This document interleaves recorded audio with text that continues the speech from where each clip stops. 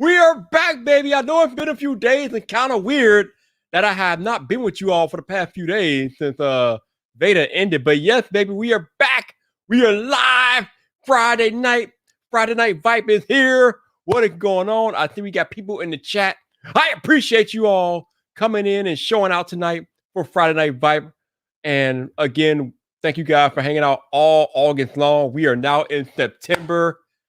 Today has been a momentous day of my life personally, so we'll talk about that in a minute. But OMG, we are here and we are live, and it is Friday, and we're on YouTube. So let me get the people about a minute or two to come into the stream if they want to, and then we'll go ahead and we will go into the introduction as only I can do. And bruh, yes, we in the building. We in the building. Whoo! Oh man. Yeah, it's been an unreal day today. It's been an unreal day, man. Like you don't really get too many life-altering days in your lifetime. So when you come across one, you just gotta pause and take it all in. So I've been taking it all in today and just appreciating where I've been, where I am, what I've done, all that good stuff. Kind of crazy, but yeah, enough of that mushy stuff. We'll get into the story time here in a minute. But it is currently 6:31, so I guess the people that want to be here, they're here, and if they're not, they don't want to be here, they don't want to be here. Fine. So current time 6:32 p.m. Central Standard Time, which means you are in the right place. You are on the right YouTube channel, baby. Yes. So you all have been here every day for the month of August. So most of y'all that are here tonight know what's about to happen next. So I don't really have to get into the disclaimer, but just in case you're here for the replay, or for whatever reason this is your first time being on a Friday Night Vibe or finding a stream, you want to listen to the next part very, very carefully. This is very important. This next part is very, very important. So listen up, baby. Listen up.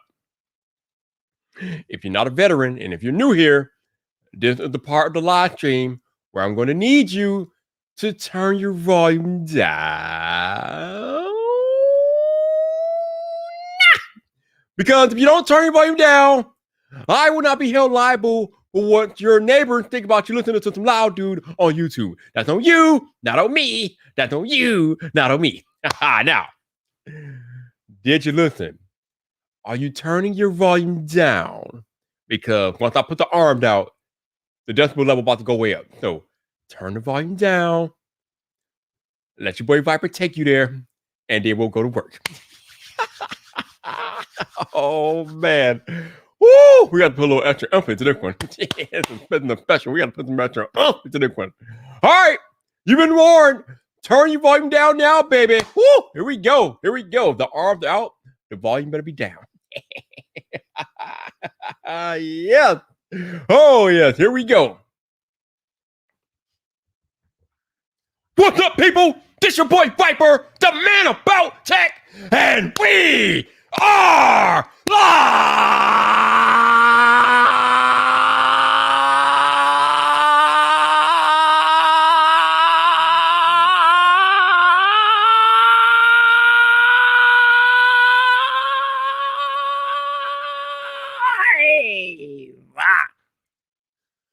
Welcome to Friday Night Fight, baby! Woo!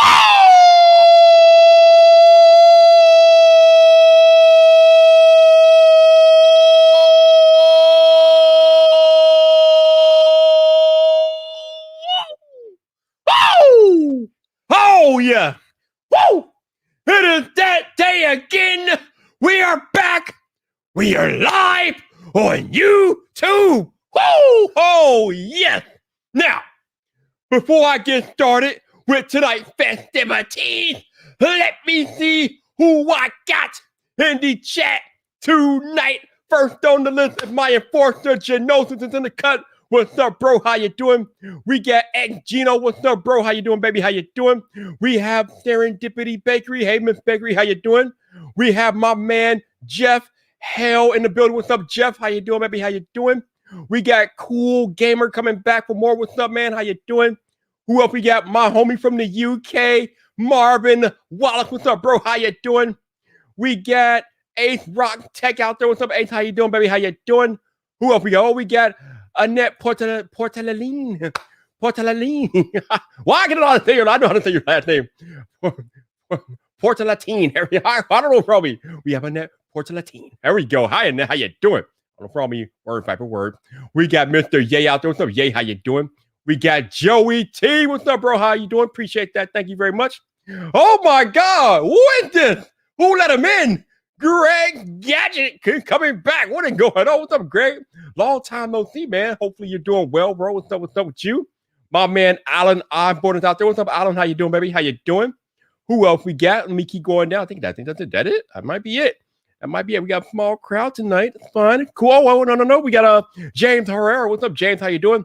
Oh, we got Grace Banyan. Hey, Grace, how you doing? Appreciate you dropping in. What's going on? Whew, yeah. Oh, wait, no, we got one more. We got my man John Chapman. What's up, John? How you doing, baby? How you doing? What's going on, y'all? What's going on? So, again, I appreciate y'all coming out tonight, man. Again, it's Friday. We're live. A lot of y'all asked me what I'll be doing after Veda, and I told you guys, as most of you already know, I go live every Friday night. So that's not going to change. I'm still going to be here every Friday night at 7:30 p.m. Eastern Standard Time. I'm going to be here doing my thing. So after that, I don't really know. I'll try. I should have more time to go live now that I've undergone my life change, which I'll get into. But yeah. Oh, we got Mike C. Prince. What's up, man? How you doing, man? How you doing? What's going on? What's going on? So tonight, I want to talk about celebrating your wins. And it's interesting, right? Because especially when you celebrate your wins online, some people think that comes across as being cocky or you're rubbing it in people's faces and things like that. No. No, it is okay to celebrate your wins, okay? As I alluded to earlier, today was a major day in my life. Today was the very last day that I went to my 9-to-5 job. I went there for the last time. I walked out, and there's no going back. I am done. That part of my life is over with. I was there 6 years. I had an office job. I worked in the corporate headquarters, doing IT technical support and things like that. But I ended it. It was over with because I got the new gig with VidIQ coming up in a couple of weeks here. But I walked out of there, and that was that. And it just felt so surreal to me walking out of that building for the last time today. It's just weird, right? Because you get used to certain habits. You get used to certain workflows. You get used to the commuting. You get used to being surrounded by people in the populated area. You get used, I get used to walking across the bridge to my favorite Starbucks every morning. Or not every morning, but a lot of mornings. But a lot of those things are gone now. Those things are changing, and it's not a bad thing. The other cool thing about what happened today is that I walked out on my own terms, okay? As anybody who worked in corporate America knows, they can fire you for anything at any time, okay? So it is a rare, amazing thing where you can walk out on your own power. You can walk out on your own terms. So I just definitely have to appreciate that today because I was able to walk out on my own terms because we had some close calls, man. There were some close calls over the past years where I kind of felt like they were trying to get rid of me, or they wanted to get rid of me, or they kind of threw like some passive aggressive jabs that they might have gotten rid of me, but it never came to that, luckily. But today I walked out on my own. Oh, we got chicken fat. What's up, chicken fat? How you doing, man? How you doing? So yeah, we walked out here and I was able to walk away under my own terms today. And yeah, that day job is over with. And again, I have a new job lined up that's starting in a couple of weeks here. So we're good. But here's the thing.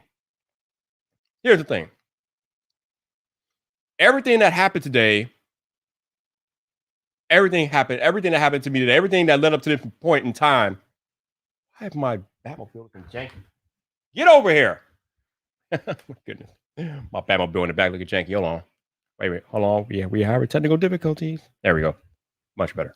All right. So everything that happened today happened because of events of things that I've done. I've made moves that led up to what's happened today. So when I originally took the job 6 years ago, it was a weird situation, right? Because I was technically being paid by one company to work for another company inside of their corporate headquarters. So it was not like I was going to, I got hired by a company and I was going to work at their site. No. I got hired by the company to do contract work for another company So I was working inside of the other company's headquarters for 6 years. So theoretically, even though I was getting paid full time and I was an employee of the company that hired me, I was actually a contract employee to the other company whose building I was actually working inside. So it was always this kind of weird dynamic of, yeah, I'm a full-time employee, but I'm a contractor because I'm not part of the actual company who has the building that I'm working in. It was a weird situation. So I remember like one of the first conversations I had with my manager from the company that actually hired me. I was like, yo, Lee, what is the path for career growth like in this position? Is there any path for career growth? Again, because this is a weird position. I'm not working inside of the company who hired me building. No. I'm working inside of another building and I'm a contract worker. So the man told me straight up, he was like, yo, Viper, in this position, there's really no path for growth because you're technically a contractor working in someone else's building. And that is where we're placing you. So this job, at the time anyway, that is where you are now is where you're going to be. There is no path for growth. So at that moment, when he told me that, I made the decision right then and there. I'm like, you know what? I'm glad and I'm happy to have the job, but I am not going to be here forever. Like, there's no way I'm just going to sit here and be content with having this same position like for the rest of my life. I'm not happening. So I already knew that I was going to be on my way out at some point. I didn't know when, I didn't know how, but I knew that at some point I was going to have to make an exit strategy because that was not my end game. It was just not it. But I was happy to have the job because, again, getting a job is not the easiest thing in the world. It's kind of difficult, especially given what I've gone through to get to that particular point in my life. I had done previous contract work before that, and it was always a time limit on the contract work. Once the contract is over, you're out of a job. So I was happy to finally be full-time employee, even though I was a contractor, but I was still in a full-time position. So job security was pretty legit. But when you walk into a position and, you don't have any career path for growth, it doesn't make you feel warm and fuzzy. So I knew when he told me that I was going to be on my way out at some point. What I didn't know at the time, unfortunately to me, was that 2 years later, my mother would pass away. So I had no idea when I took that job in 2015. I had no idea when I took the job in 2015 that in 2017, my mother would pass away. Did not know that. Didn't see that coming from a mile away. So here we are, 2017. I lost my mother to lung cancer. And then, I'm dealing with that stuff. And I made the decision on January 1st, 2018 to become a content creator. Because that's the day I uploaded my very first video on YouTube. It's something that I will never forget because I intentionally did it on January 1st, 2018. So I will never forget it. So on Jan 1, 2018, I uploaded my first video to YouTube. And I had no idea what was in store for me. Wow, the wild ride that I've been on since Jan 1, 2018 up until today is been bananas. Now, I was hoping, because I was naive and didn't know any better back then, but I was hoping as I was going through my YouTube journey that one day uploading all these videos and doing all this content would lead me to become a full-time YouTuber. That's the plan. That's still the plan. And the plan, I've not given up on the plan. But the plan came with a bunch of detours and things that I just didn't expect because, again, when you are a new creator, you don't know what you're in for with this YouTube journey. It has all sorts of roadblocks and obstacles, and Lord knows I've been through a lot of them, and I'm going through a lot of them and things like that. But the plan hasn't changed. I'm still trying to become a full-time content creator. But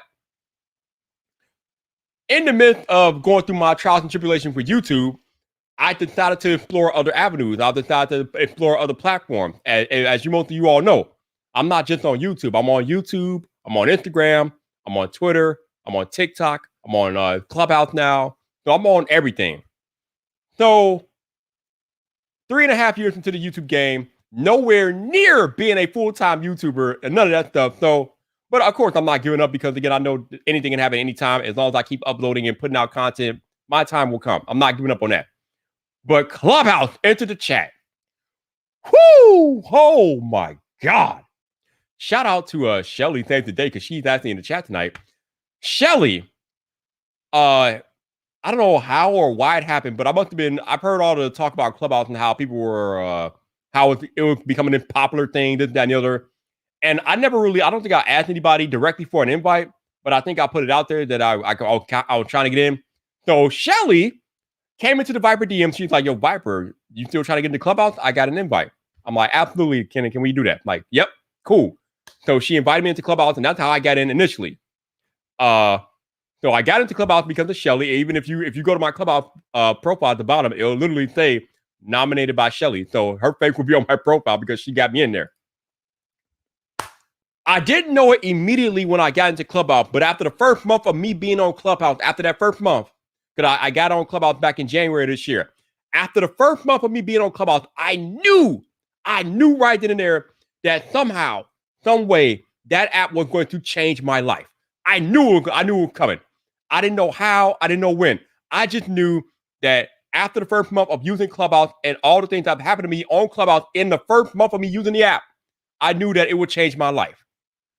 Whoo, I was correct in so many ways. Oh my God, I was correct.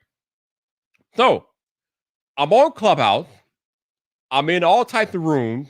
Of course, I'm in YouTuber room because all of the creators on there trying to get tips and tricks and gems and things of that nature. I'm giving out some of the stuff I've learned over my 3.5 years on YouTube to different things like that because there are new creators happening or starting YouTube every single day, and they're on Clubhouse trying to get the tips and tricks and things like that. So I'm telling them what I know. I'm no guru by any stretch of the imagination, but I do have 3.5 years of experience on YouTube, so I have a little bit of information that I offer in Clubhouse. So, and also shout out to Roberto Blake because none of this would have ever happened without Roberto either, because he's the one who actually brought me onto his live streams on his channel to talk to smaller creators about what it's like being a YouTuber. So if it was not for Roberto Blake, none of this stuff would probably even happen. So shout out to him. But I'm on Clubhouse. I'm giving my tips and tricks. I'm hosting my Tech Tuber Lounge, different things like that. And I got all sorts of people coming through my room and interacting with me. Again, I've talked to people on Clubhouse. Like I've talked to Mr. Beast. I've talked to Keemstar. I've talked to higher ups in Xbox marketing, Larry Erb, Major Nelson, Aaron Greenberg. I've talked to people from all over tech while I'm on Clubhouse. I've even had Marquez on there a couple of times. I just did, and Jenna showed up in one of my rooms one night. Like just the connections and everything that I've made on Clubhouse over the past however long since January, astronomical, out of this world.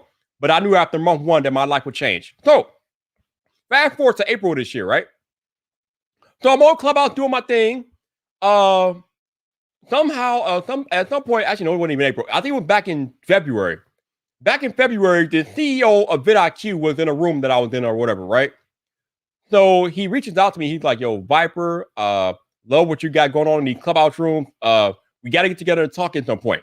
And this is the CEO of VidIQ, Rob Sandy. Hit me up directly. He's like, "Yo, love what you're doing in Clubhouse. I want to talk to you one-to-one one time. We got to get together." Never happened. We never had our one-to-one. But something else happened along the way.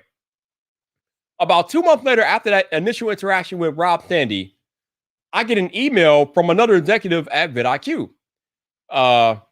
He was like, "Yo, Viper, we love what you're doing in the Clubhouse room.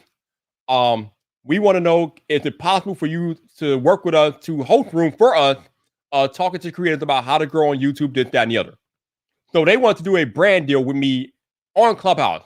And I use VidIQ products. I was using VidIQ products long before this stuff ever happened. I mean, I've been using VidIQ for years. So when they reached out to me and presented an offer to work with them officially on a brand deal, I'm like, "Oh, absolutely, hell yeah. Let's go, baby. I love your product. Let's go." The best brand deals are the brands that you already use and love using already. So I was already using VidIQ. I love VidIQ. I think it's an amazing product.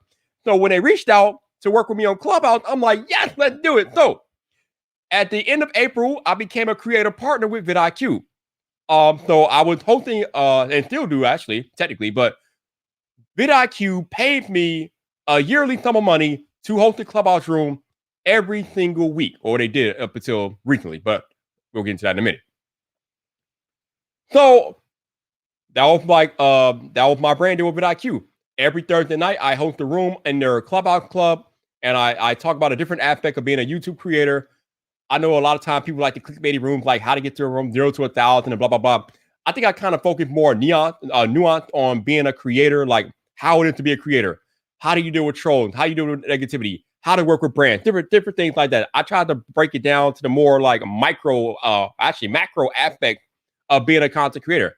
And I was able to bring all my creator friends to help me with these rooms. So whatever happened, somebody liked it because 4 months, not even a half a year into the brand deal, not even a half a year, y'all.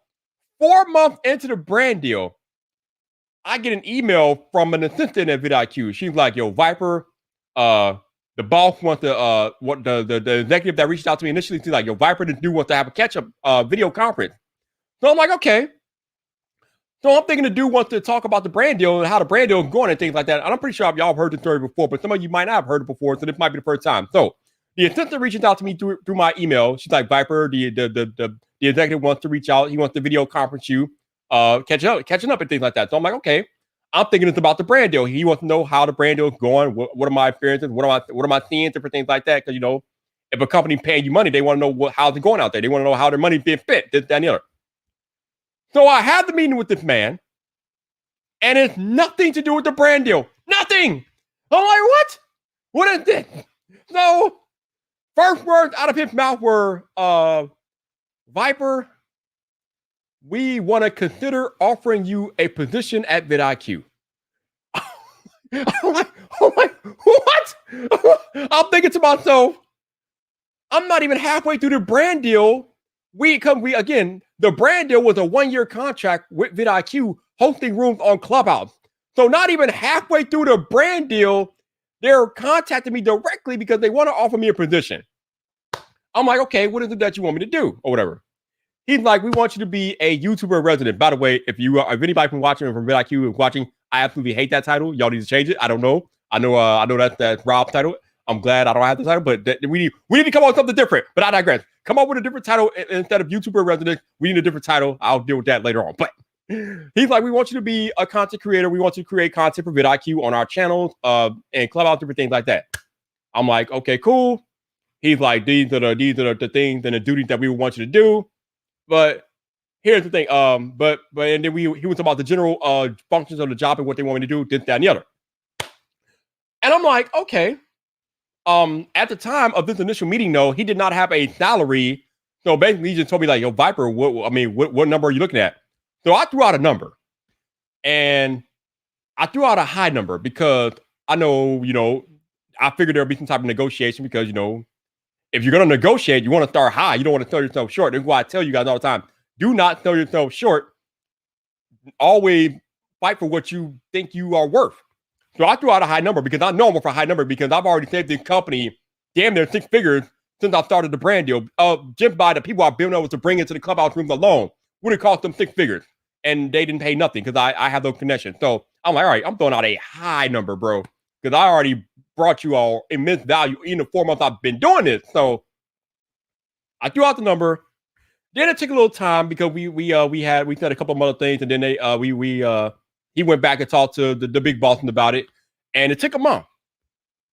So it took them a month to finally get back to me and reconnect with me. But we reconnected recently. It was a month later, and he was like, Viper, we agree on a number.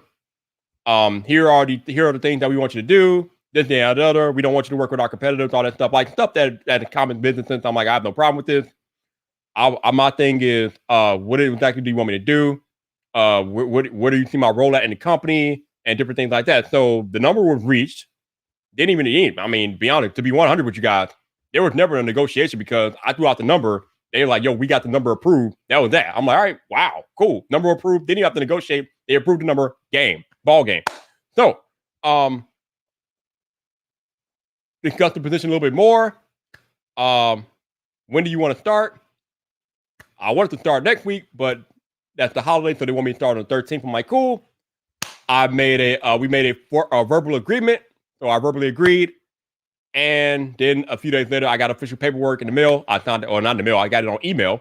Signed the paperwork, and I am now, I guess, as of right now, I'm officially an employee of VidIQ. Even though I don't start for another week or so, or another week and a half, but technically I'm an employee. So that is the story. And again, it all happened because of moves that I made almost 4 years ago when I made the initial decision to become a content creator. when I set a path for myself to become a full-time content creator, even though I have not reached that yet technically, but working at VidIQ put me closer to being a full-time content creator because now I'm directly into the YouTube world. I'll be working directly with other content creators, getting a better understanding of how YouTube works. I'll probably be on the VidIQ YouTube channel a few times and doing different things like that. I'll be working with them on their podcast and different things like that. So even though I'm not a full-time content creator as of yet, this put me a whole hell of a lot closer than I was before last week. So I guess the moral of the story, really, for all of y'all listening who are pursuing your dreams, don't give up. Because your choices, your actions will literally dictate your destiny. Your destiny is in your own hands. There's really nothing special about me per se. I just chose to forge a path for myself that I refuse to lose on because it's my life. I'm 40 years old. I don't know how much life I have left, but I don't want to spend it, waste the time wondering what if. I don't have time for what ifs anymore. My young days are behind me, okay? So I'm going full speed ahead at the age of 40, living my best life however I can. When my mother died back in 2017, I made a promise to myself. I'm going to go out here and live my full ass life. I'm going to take the chances I never took. I'm going to put myself out there, take the risk that I didn't take maybe before, and see where life takes me.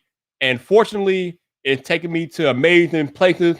I've met incredible people. A lot of them are watching this live stream right now or listening to it. And here we are, 3.5 years into my content creation journey. It has taken me out of that office job and into this position with VidIQ, which then will give me a much better opportunity to maybe become a full-time content creator one day. But the position I have with VidIQ is absolutely incredible. It's amazing.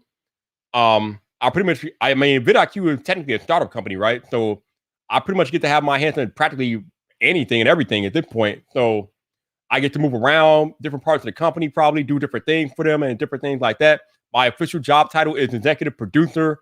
So that's going to involve a lot of content creation, whether it be on video, podcast, Clubhouse, whatever the case may be. We're getting it done. So again, don't give up on yourself. Pursue your dream. Pursue them hard. Because at the end of the day, no one is going to care about you and your situation more than you do. And the title of the live stream, don't be afraid to celebrate your wins. Even if that means celebrating them on Twitter or Facebook, wherever you prowl at, celebrate your wins, because for all the negative naysayers who might feel like you're throwing it in their face and things like that, there are other people out there who are trying to do or move like you. They aspire to be in the position that you're in. When I put out there today that I was done with my 9 to 5, I got so many congratulations and things like that. I didn't even expect the tweet to get that much attention, but it got a lot of attention. But especially when you're a new creator and you're starting out in this game and you develop a love and a passion for doing content creation and you can see yourself doing this full time, when you see something like Viper going from an office job to working for a company like VidIQ, which is not really an office job, it's remote work and different things like that, you know that things are possible. Anything is possible if you put your mind to it. So again, probably the whole premise of this live stream tonight is do not be afraid to celebrate your wins. Because again, today for me personally was a life-altering day. When I drove home today, I don't have to go back to work to that company anymore. I'm done. And that was all my doing. And any of you all can have that same experience if you put your mind to it and go out here and make the moves that you need to make to achieve that. Again, there's nothing special about what I did. I just made a decision to live for me and do what I want to do and live my life how I want to live my life. And it led to me leaving that job and taking this position with VidIQ. But any of you all can do the same thing. You can go out here, make the move that you need to make to put yourself in different positions and achieve the dreams that you want to achieve. Anybody can do that. Anybody listening or watching this live stream can do what I've done. It's all within your grasp. It's all about how bad do you want it at the end of the day? How bad do you want it? If you want it bad enough, you will move the mountains that you need to move to get it done. So, I know I've been talking here for like, damn! Wow! Holy Lord! Jesus! I've been talking for half an hour? Damn, Michael Jesus! Wow, that's crazy. But, wow, okay. Wow. So, let me go out here with the chat here. Let's see. We got Jonathan. Proud of you. You can finally hit me back on Twitter. I DM you the same. Oh, you got jokes. I got you. What's up? Yo, Techie Michael, man. What's up, bro? How you doing, man? How you doing? Joseph, what's up, bro? How you doing, man? How you doing? Yo, technically T over here. Retract messages. I invited technically T on the live stream tonight. I don't know if he can come, but you know what? Actually, I don't even care. We're gonna throw T the link, and if T can come, he'll come. If he can't, he can't. But I'm gonna throw him the link anyway because I'm savage like that. And I don't care. But yeah, what's up? If anybody else out there wants to come chat, let me know, man. But yeah, we celebrate wins, man. Again, anybody can celebrate a win, bro. I mean, we got one life to live. Celebrate your wins, and just don't be afraid. Like again, the internet is a weird place, right? Because people will hate on you for every little thing, and especially if you're out here celebrating your wins. Don't be afraid to celebrate your wins. All right. So Mike is out here looking like Link. All right, Mike, I'm gonna give you a link too. Like I said, I'm passing out links that y'all. I mean, again, y'all not required to come in, but if you all gonna look at me like links, I'm gonna give you the link. Hey, you know me, I'm savage out here. I will pass some links, bro. I'll pass some links out like a deck of cards. I don't care. We will get it done. All right. So Mike got a link. T got a link. So feel free to do what you gotta do. Again, you're not required to come on stream, but the invite's out there. Let me see. Who else out here? We got Shelly. So again, we got Paul Peck. What's up, Paul Peck? Hopefully he ain't leave yet. But Paul Peck, man, what's going on, man? How you doing? Appreciate you dropping in, bro. Hopefully all is well with you. We got the Magic Flying Potato. What's up, bro? How you doing? How you doing? What's going on? What is going on? Yeah, legit. Oh, we got the Norwegian sensation, Elvin A out there. What's up, Elvin? How you doing, man? Appreciate you dropping in, bro. Thank you. Yes.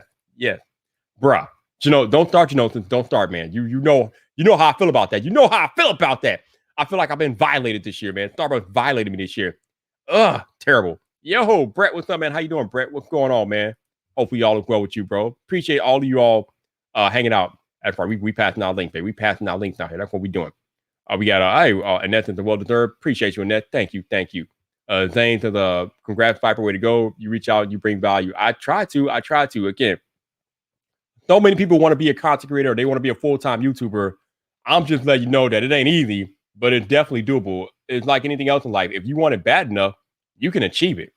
You just have to be willing to put in the work because there's a lot of work that goes into being a full-time content creator on YouTube or any other platform for that matter. But if you want to be a full-time content creator, you can do that.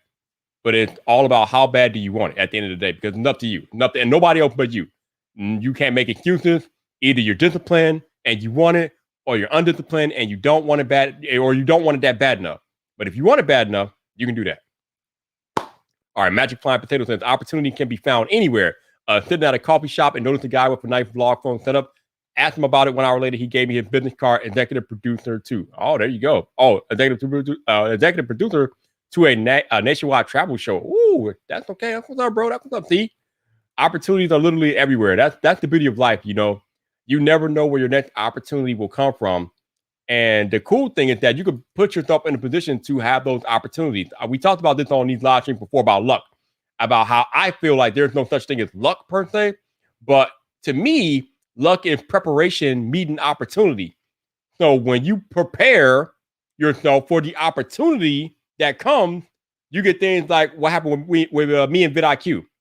Me getting hired by VidIQ was not luck. It was me decided to become a content creator. It was me getting on Clubhouse and providing value. And then it was the opportunity that VidIQ presented me to work there full time. And now here we are. I'm an executive producer with VidIQ. It's literally the work that you put in to give yourself the opportunity or to make yourself so good that the opportunity will come to you. So again, anybody can do this. I mean, there's nothing all that special about me except that I have the work ethic of a fool. But if you are willing to put in the work, you can achieve great things in this world in your life if you are willing to do that. But it's up to you. It's up to you. Let's see. Annette says, you inspired and pushed me to go out, get out of my comfort zone. And for that, I'm forever grateful. My channel is finally coming along slowly but surely. Oh, yeah. It is a slow grind. But if you stick with it, good things will happen. I mean, I think you have a lot of people that are behind you. And we are wishing you nothing but the best, Annie. And I'm pretty sure you will do well as long as you stick with it, though. That's the thing. You got to stick with it because it's easy to give up and quit. But if you stick with it, good things will happen. Serendipity says, I have no idea what Clubhouse is. Wow, okay. Clubhouse is an audio-only platform. So think about, what can I compare it to? think about a podcast, right? But it's almost like a podcast in real time where you get to interact. The host gets to interact in real time with the audience. So, on a podcast, you listen to it, but you're listening to it usually after the fact. You're not usually listening to it at full time. And when you're listening to a podcast, you really can't interact as an audience member. Well, Clubhouse is a platform full of podcasts per se, but you can literally interact in real time with what the hosts are talking about if you want to do that. It's amazing. It's an amazing platform. If you have not been on Clubhouse, I would highly suggest going on Clubhouse. It's available on both iOS and Android. There's all these people like, it's not on Android. It's not on Android. It's been on Android since May. Stop making excuses. If you want to get on Clubhouse, you can get on Clubhouse. And the invite system is pretty much done. There's no more invite system. Anybody can get on Clubhouse today. So go get on there if you want to get on there. Yo, Phone Tech at Work. What's up, man? Thank you for the congrats, sir. Definitely appreciate you. What is going on? What is going on? You know what? That is a good way to describe it. Yes, it literally is a live stream without the visuals. You are correct. That's literally what it is. It's audio live stream. if you want to call it that, that's what it is. That's exactly what it is. Audio live stream. But again, you get to interact in real time with the people who are having a chat too, assuming they bring you on stage. That's that whole other thing.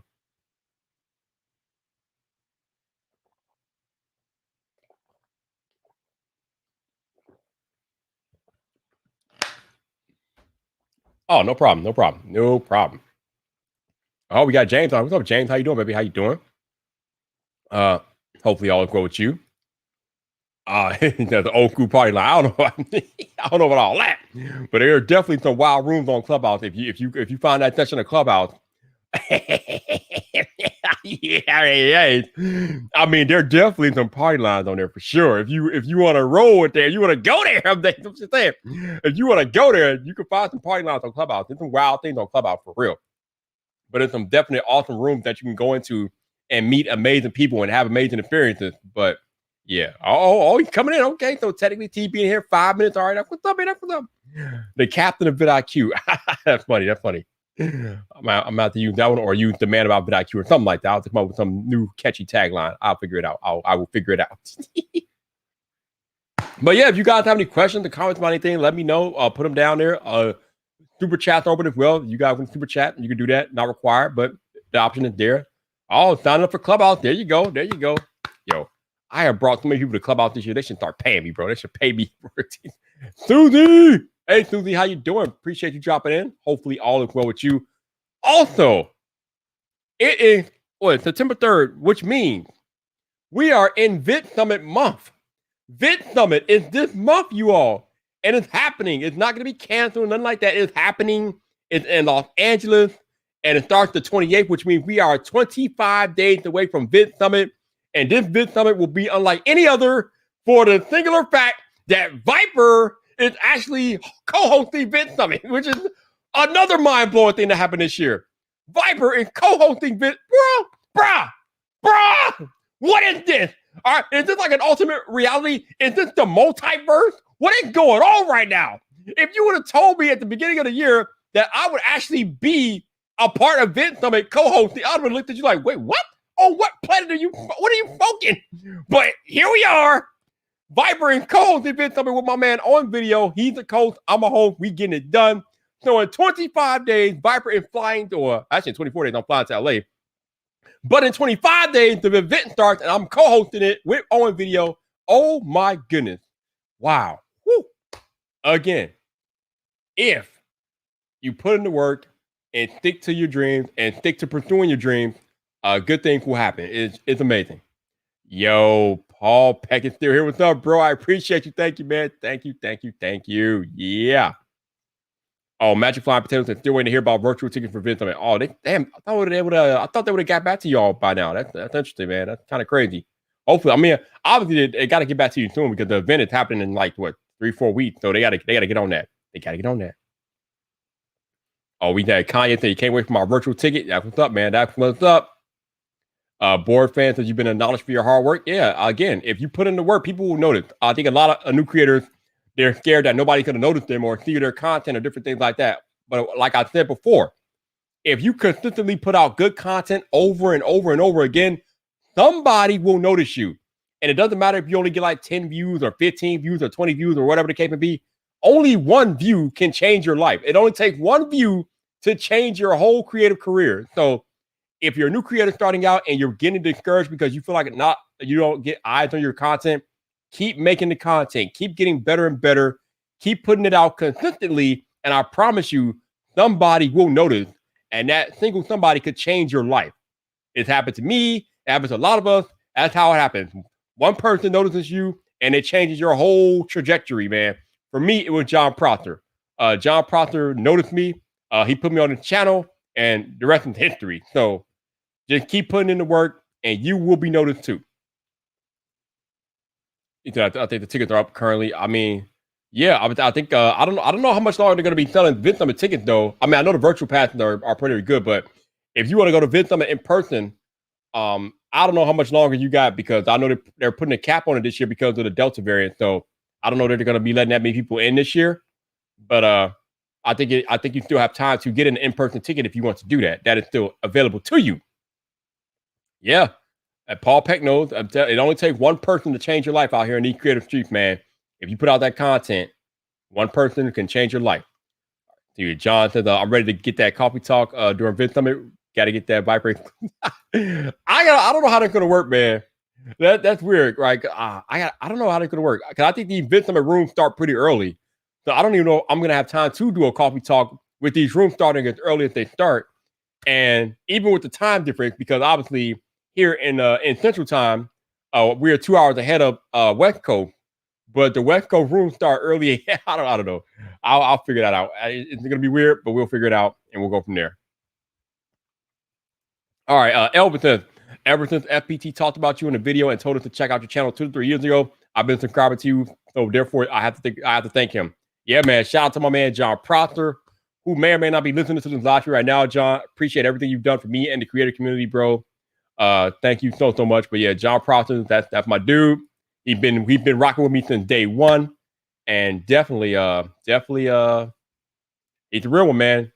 He's a good guy to have in your corner if you're a new creator. Gino says, Viper, check out my last comment. Where is your last comment? Here or somewhere else? Where is it? Oh, here it is. Okay. He said, honestly, you are part of my inspiration to start my channel. Just shot my work video today. Oh, we got another one. We got a live one, y'all. We got a live one. Gino is entering the chat. Oh, yes. I love it. I love when you all tell me that I inspire you to start. That's another thing that's kind of crazy to me, right? Because I'm still a relatively new content creator myself. I've only been doing this for 3.5 years. But when you all tell me that I inspired you to start a YouTube channel, that is mind-blowing to me. Like, I don't think I anticipated that when I first became a creator 3.5 years ago. I did not anticipate like being an inspiration for people to start their own channel. Like just the fact that you guys saw something to me that made you want to start your own journey is incredible. So thank you for that, Gino. I appreciate you. And I'm pretty sure you will do big things when you start your channel, man. Like, whoo. I mean, we got Oscar out here doing big things. We got Ace Rock Tech doing big things. We got Annie out here doing big things. Like all of y'all are out here making content. And I love it. Love to see it, man. I love to see it.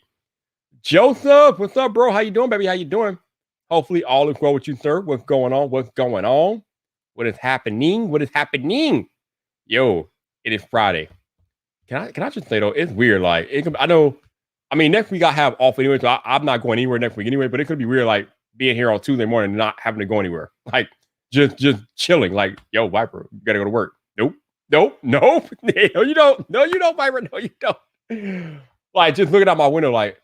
Am I supposed to be getting in my car and like going to get gas and going to work? Nope. Nope, not at all. It's going to be weird just sitting here working.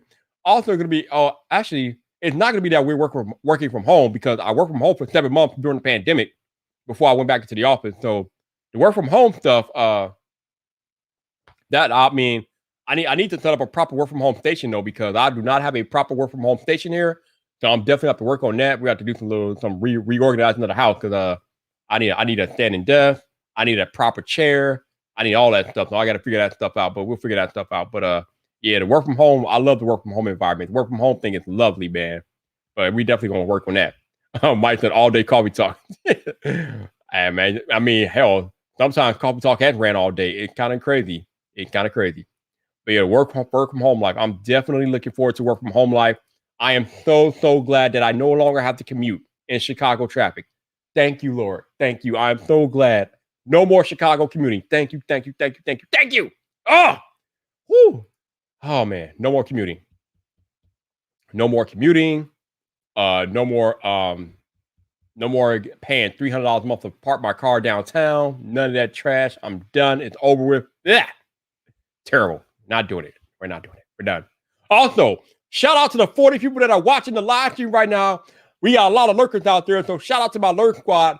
I know y'all out there lurking. Y'all don't like to let people know that you're watching Viper, but Viper knows and Viper sees you watching. So shout out to my lurk squad. I appreciate y'all. But my man showed up tonight. Oh my God. Yo, let us introduce the tech dude who retired to Durag. There's no more Durag, y'all. At least he's not there anymore. This man has been pumping out Samsung Galaxy Z Flip content like a boss, and now he has his hands on the Fold 3. We got to bring in my dude, my homie, technically. How you doing? What's up, dog? What's up? What is up? How you doing tonight, man? Good, man. Friday. Chilling, man. Friday. Yeah, man. Yeah, I'm glad you joined me tonight. Pretty hard to get on Fridays, man, so thank you. No, I mean, as long as I'm not doing nothing, as long as I don't have any plans and stuff like that, man, I'm pretty much good. So I know my girl was doing some running around. She tired. Little man sleep. So I was like, you know what? Let me have me a little drinky drink and get on and chill, man. So so you know I gotta ask you, right? What you drinking tonight? What you drinking? This is just Noble Oak, a little bit of bourbon. I threw it in a red solo cup to be a little censored. So, you know what I mean? I'm like, I don't even know what that is, but okay, I got you. Red bourbon. Look at it. Probably got the pinky out with the red bourbon. Yeah, no. Well, what's good? What's good though, man? What's good, man? Yo, I'm celebrating. I'm celebrating wins, man. I'm out here. Oh yeah, man. I know that felt good, man. That felt good. Golly. Man, it's like, I mean, you worked in corporate America for a while. You know how cutthroat it is. They will drop you at the drop of a dime, man. So to be able to walk out into my own power. Oh yes. Don't I know? My job is like that. One day you go, and next minute they have cuts and stuff, and then you could be gone just like that, man. Seriously, and it's so funny, like because they when you leave a job, they talk about giving a job 2 weeks notice, but they don't give you 2 weeks when they fire your ass. They sure don't. It's right then. I think I even posted on Twitter when I knew I was leaving. I'm like, they don't get 2 weeks, they get 10 days, and I'm gone. I gave them 10 days, and that's it. We ain't doing that. I know that's right, man. That's a good feeling though, man. That's big right there, man. Just to walk away from that, like that's a weight lifted off your shoulders. Because, man, yeah, you see why I've been pushing to push in. Because I'm putting the grind in, man. I got to make something happen because, yeah, those corporate jobs, man, overrated. Man, like they're good, I get paid good, but at the same time, like when you start doing YouTube and seeing the possibilities that you can do, man, it's just like I don't want to do this, man. Like somebody tells me something to do, I'm like, it's like listening to you. You know what I mean? Like, I know, right. I'm telling you, man. It's just like, golly. So I feel it, man. That's congrats on that, man. That's big, man. I'm proud of you, appreciate man. you. For real. We got my head of security, half-pay review for the $10. Yo, like this out. That's right. Vibrant out of the corporate America. Like, thank you, God. Appreciate you. Thank you, man. Me and El Jefe now see coworkers, so that's what's up, man. Right. Coworker, baby. That's what's up, baby. That's what's up. Man, yeah, man. I don't have to go into an office no more and deal with that bull crap. Over it and done. Out of there. Whew. I know that's right, man. Good feeling. That's a nice way to do a Friday right there, man. Yeah.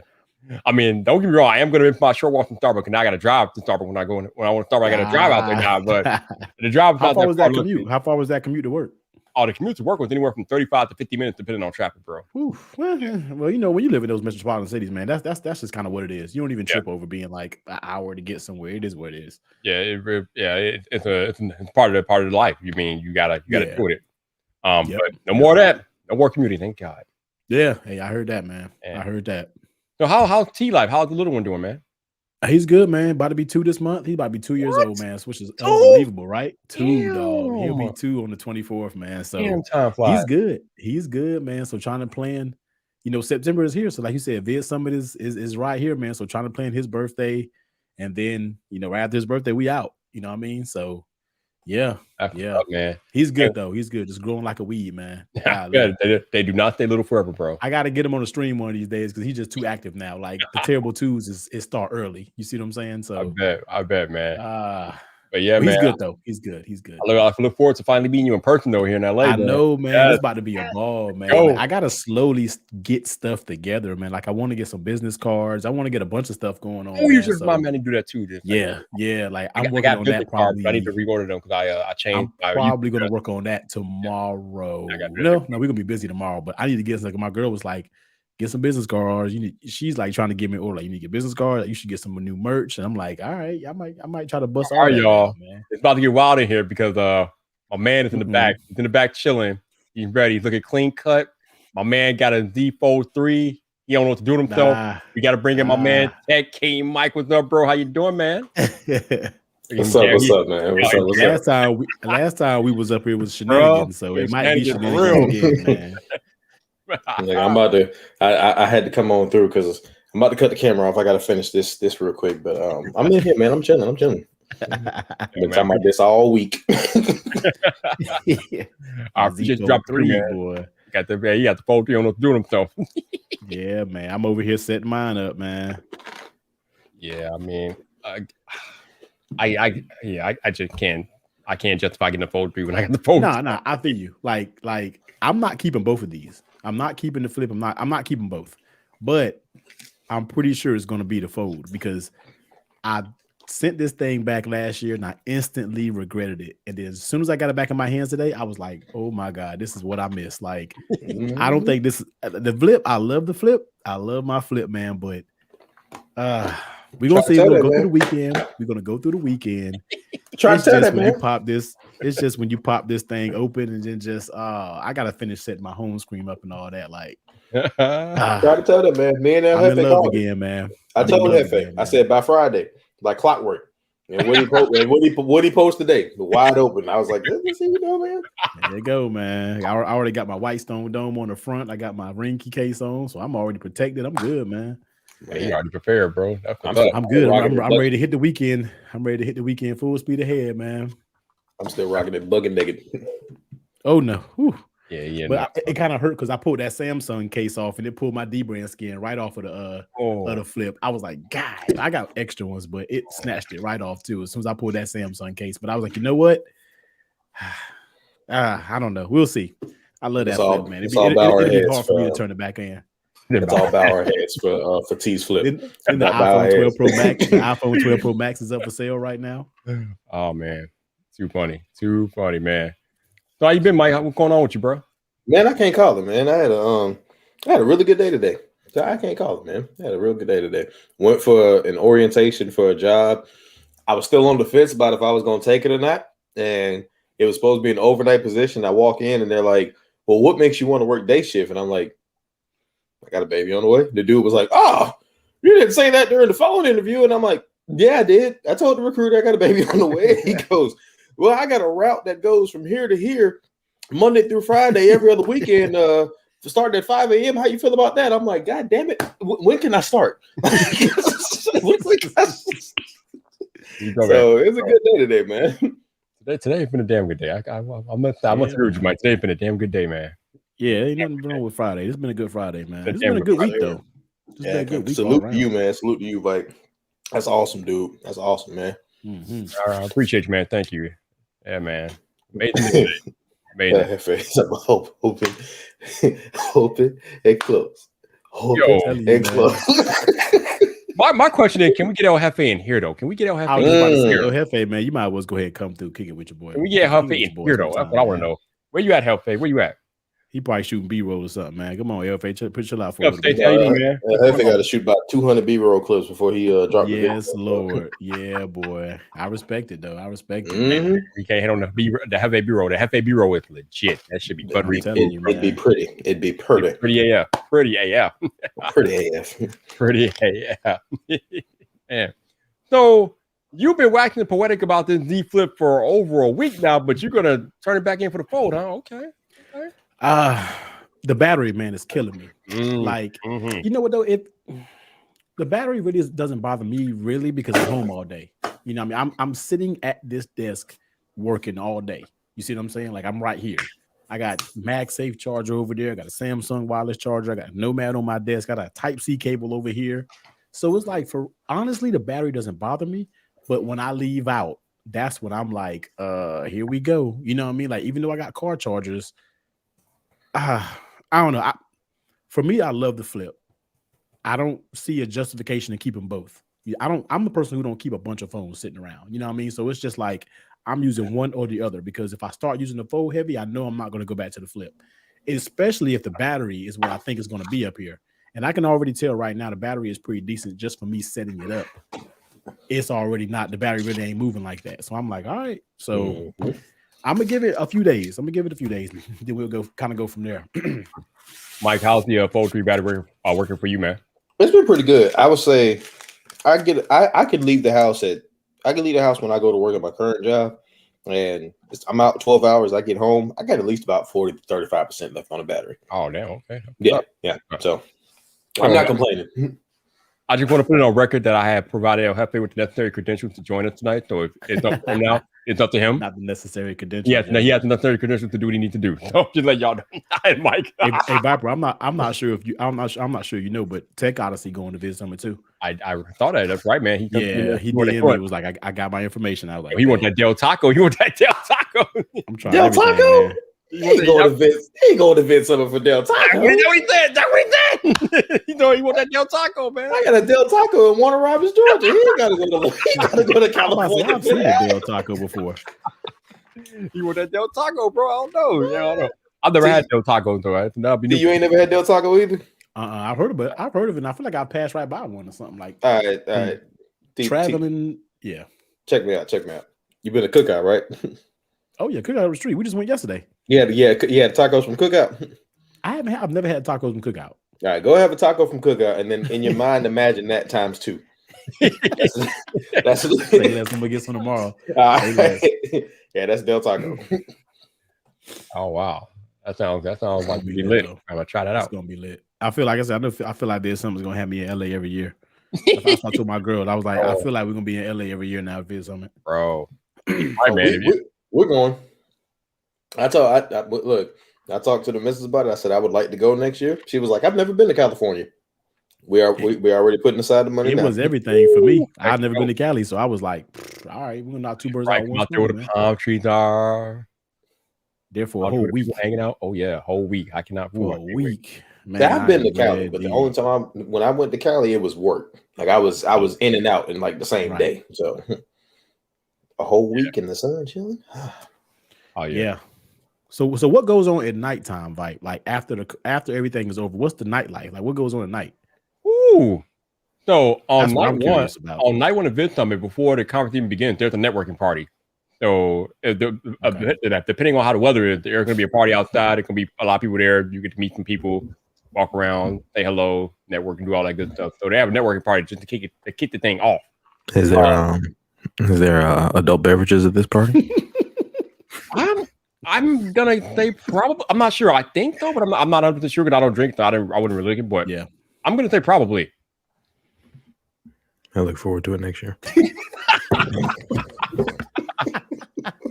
Other than that, I mean, like I said, there's a lot of mingling between the sessions, and there's a lot of mingling at night. And people know last year a lot of time we got a group of people together to go out to like wherever we want to go for dinner that night or whatever.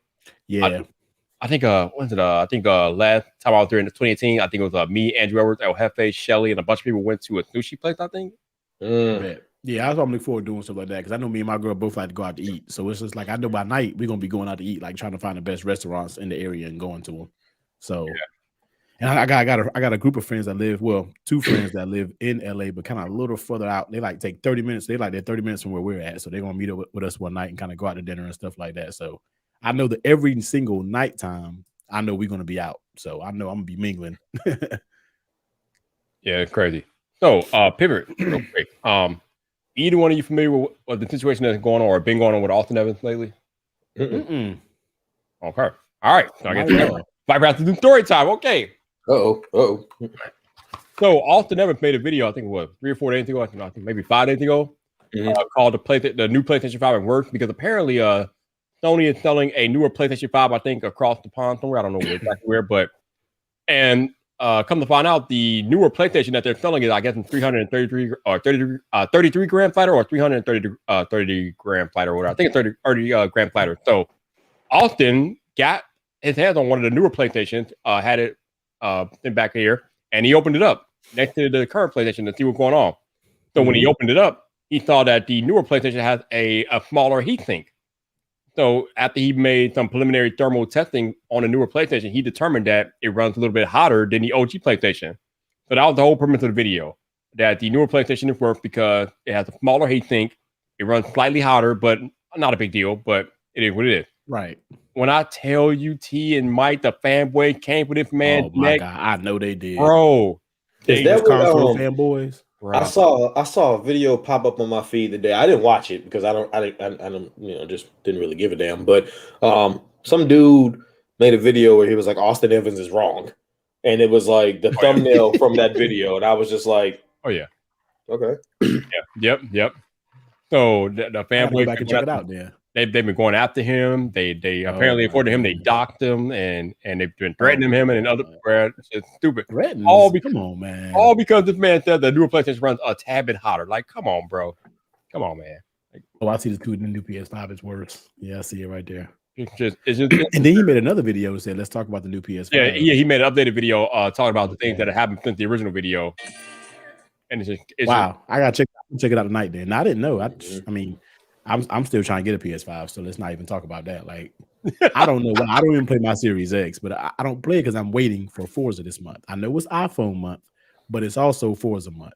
You know what I mean? So I can't wait for the new Forza. No. I'm so ready for Forza, boy. September. Yeah, it is. Forza coming out in November, bro. No. I saw September. What? Hold on now. Oh. Let me go to the iPhone. I gotta check this. Hold on, bro. I could be wrong. I had September in my mind this whole time. Maybe I'm wrong. Oh, Viper, why you do me like that, bro? Why you? It's November. Like it's November 22nd.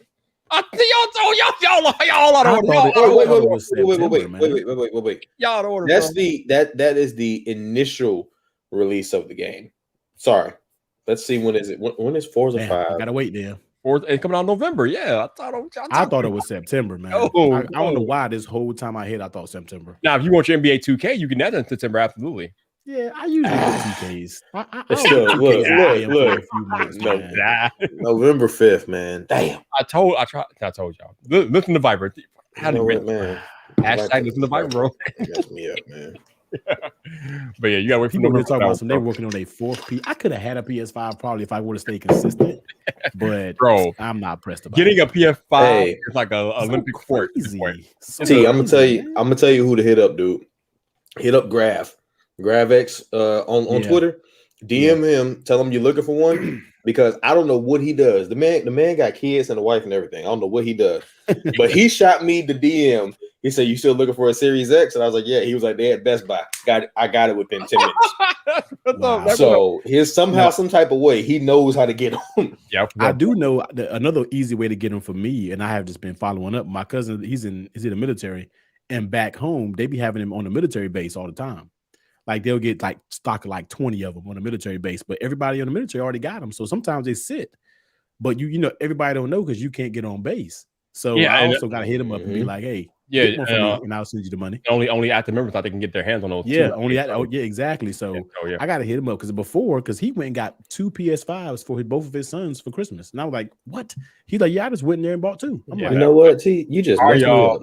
All right, y'all. We got a full party now because my head of security has arrived on scene. Oh man, it's about to get finished. We got to welcome the man, the myth, the legend himself, El Jefe Review. Yeah, what's up, bro? What's up, El Jefe?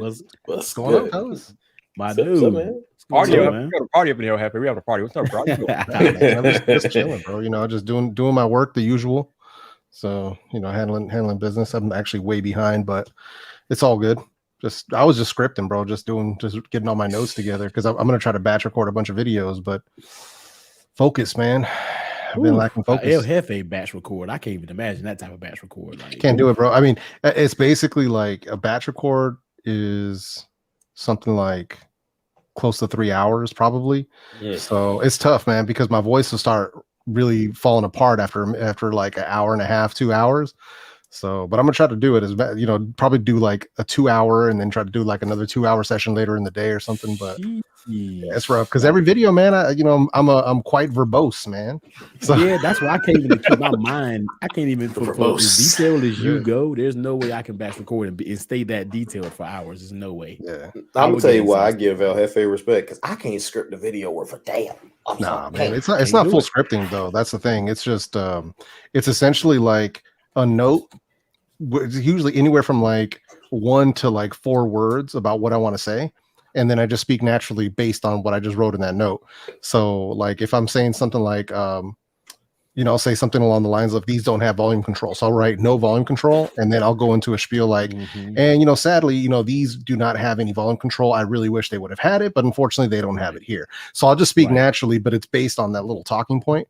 But just making sure I have all my ducks in a row, bro. Because if you are inaccurate in a video, the internet will eat you alive. So, y'all know what time it is. There you go. Oh, John. No wonder Mike had to dip out. There you go again. Mike, you get roasted by John Proctor. He roasted you, Mike. You roasted you. John at it again, man. John, what's up, man? Can we talk about the legendary El Jefe B-roll process? Because you be having like hundreds of B-roll clips like that. I feel them though. What goes into that, man? Too much thought, but not even right. Way too much thought. But it's one of those things where like it's like for that last video, it was 120 clips, but then no, it was actually in the end it ended up being like 140, something like that, 140 pieces. But that's because so many of them end up either not working. There was a jitter in the middle, something, or like it was out of center. Just something doesn't look right, and I'm like, nope. And move to the next one. Like, nope, that doesn't look right either. So, man. But so a lot of it ends up not being used. But the beauty of it is whenever I end up having to do either a follow-up video or a versus video, I have additional B-roll already ready to go. So, but it's a rabbit hole, man, because it like if I wasn't doing B-roll, I would literally cut like a day and a half off of me being able to produce a video. So it's crazy, but having a mic. Mike, no. He thought Proctor left. Mike done dipped. Damn, but yeah, no, I mean that's really what it comes down to. It's just doing crazy, it, man. But it's really just trying to shoot stuff that makes sense. Like, when you're telling a story, like, if you're instead of saying, I dropped this on the charger and somebody's staring at your face, you could show yourself putting the phone on the charger or showing the, plugging the phone in or showing you going through the menus, but just something to paint the picture so that people aren't just constantly staring at your face. That's something where I was always telling people, or at least for me, I'm trying to break their attention every 10 to 15 seconds, whatever it might be, and just try to keep it like where it makes sense. So like anytime that I'll mention the name of the product, or I'll say like these earbuds or these headphones, that I'll try to throw in a clip of the actual headphones themselves, to make it, so that it makes sense. But that way people ain't just staring at my face the whole time. Cause I know ain't nobody trying to stare at me the whole time. So I mean, I think you're pretty handsome, but that's just me. Even though this last video did good, though, I don't have no B-roll. This last video that I dropped, I recorded a video in the live stream, and then I remember that. Yeah, I cut the outro and I cut the intro off, and now it's I cut a 90-minute stream into a 10-minute video, and that video is pulling like 12,000 views and climbing right now. And I'm like, there's no B-roll, and it's in 720. Wow, because I watched it. I was on that live stream when you were doing that the video section of it, but yeah, that's crazy, man. That's crazy. Talent right there, baby. That's talent right there. I was telling Mike that's like how I'm kind of cheating to be able to drop to up my content up from 1 to 2 videos per week. Was I'll record a video inside the live stream, so I still get to do my live show. I'll just record a video inside of that live show, and then I'll cut it down. But then people were complaining because I cut the video down. So a lot of my people were complaining. So I was like, all right, so I re-uploaded it unlisted, and then I put it in the playlist. So that way they could watch it. He's got like 9 views. I'm like, listen, y'all 9 better be thankful. Making me go that damn vocal minority, man. That damn vocal minority every time, bro. Nah, it's cool. They're my hardcore. It's like channel members and stuff. And I was like, yeah, I got you guys. It's all good. What's up, man? What's up? So, Jefe, we haven't really talked about new phones with you lately. You got try any new phones this year? Too many at this point, man. But I mean, if anything, it's the Pixel 6 Pro is what I'm waiting for, to be completely honest. Like everybody waiting on that bad boy. Yeah, I mean, I was looking at the Fold, but then I was just kind of like, the Flip didn't really do it for me. I mean, it looks dope, but it wasn't really doing it for me. And then the Fold looks dope because I haven't had one. It's a 3rd generation device. I'm like, it's getting there. All right. But then I was like, I'm just the prospect of that dope ass Pixel 6 Pro is just keeping me from everything else. Like I'm probably going to be skipping the iPhone 13 or 12s or whatever. And I'm just going to hold off. Like I'm literally just waiting. Yeah, I'm just waiting. What's your daily phone? iPhone, right? Or you do it? It's an iPhone 12 Pro and the 5A. I was using the 5, but now I'm just rocking with the 5A. So, okay. Yeah. I just hope Google delivers. We all have so high expectations. Yeah, that's right. I just want them to deliver. That's all I want to do. If Google does not deliver on this Pixel 6 Pro, yo, John, I don't know. Go tell your Google. Go tell your Google contact, John. We want them to deliver. We expect great. They're gonna have to. So many people have so many hikes, and I want them. I'm not saying it like I don't want them to deliver, but I want them to. It's like you can steal it because there's no other device, in my opinion, besides the Flip. The Fold is cool, but it's not that big of a difference. The Flip is kind of polarizing for what it is. Yeah. But the Google, the lane is wide open to steal it for the year. And Pixel is you got the opportunity, man. Yeah, there's no note. There's no note. So it's like there's like, I mean, it can't get better. It can't get better. Yeah. It's like the sick about that no note. Yeah, it's weird, man. It's weird. I love this Fold, but I think it's because I missed the note so much. I still keep reaching for this. I keep reaching for this most of the time. I wish there was a note. If there was a note, I probably wouldn't have a Fold. If there was a note, damn it. Yeah. All right, so I started off the live stream and talk about celebrating wins, and I celebrated mine. I think Mike celebrated his. So, Jeff, you got any wins you want to celebrate with us today, man? I mean, for me, man, uploading every day for like 2 weeks straight. Oh yeah, you've been besides the weekends, just like doing that for me. And every time Samsung content comes around, I get crazy growth. You know what I mean? Like I'm getting back to getting 200 subs a day. You know what I mean? So it's just like, man, it's just, and even for you, right, for looking out. They even consider me for Vid Summit out of everybody you could have chose. You know what I mean? Your reach is far, and for you to even choose me, I'm thankful for that. And just getting that consistency back in and I'm doing it for me, not so much for the channel. That's cool, but I'm doing it for me just to get that back in my head. And I know I don't need to do daily uploads, but for me, I just have so many videos and so much that I want to do.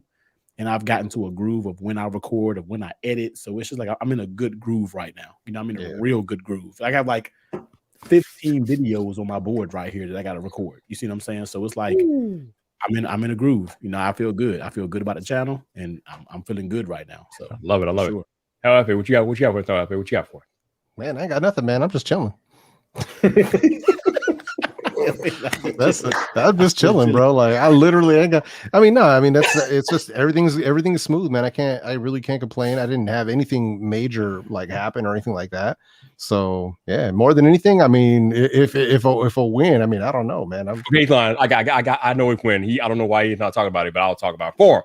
Yo, did you or did you not get chosen by the man himself, Daryl Eves, to be a part of his Jumpstart program? Yeah. Did that not happen? Or without No, absolutely, man. Nice. So that's going to be something else in and of itself. That starts in like 2 weeks from now. Hey. So that's going to be, that's going to be something different.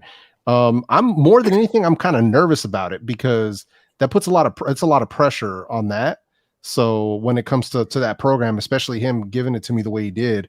So that's, if anything, more than anything, it's just nervous about it more than excited.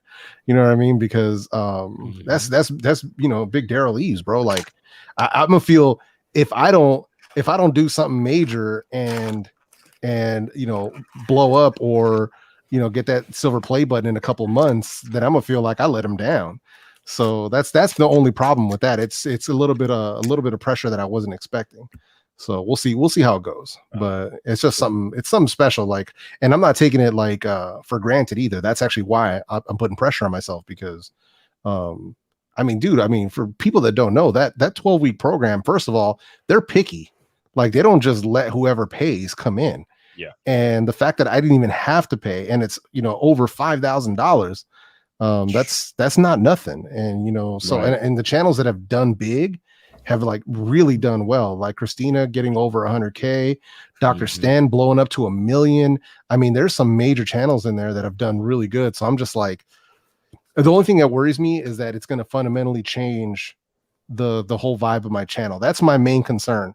But we'll see. Like I haven't gotten into it yet, so we'll have to wait and see what happens. No doubt. Hey, Andrew's in the building. What's up, Andrew? How you doing, man? Hopefully you're doing well. Hey.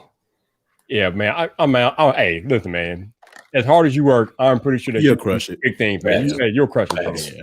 I ain't even worried about that. Yeah. You will handle it, bro. You will handle it. Yeah, we've just been doing just aside from that, man. It's just work stuff, bro. Like trying to get my videos done where if and when I can. I'm excited. What's been slowing me down on production is having too much fun testing shit that I'm like, oh, I should be writing a script. Like, you got a lot of headphones in there, man. Every time I was telling them I had 10 sets of headphones land this week. 10.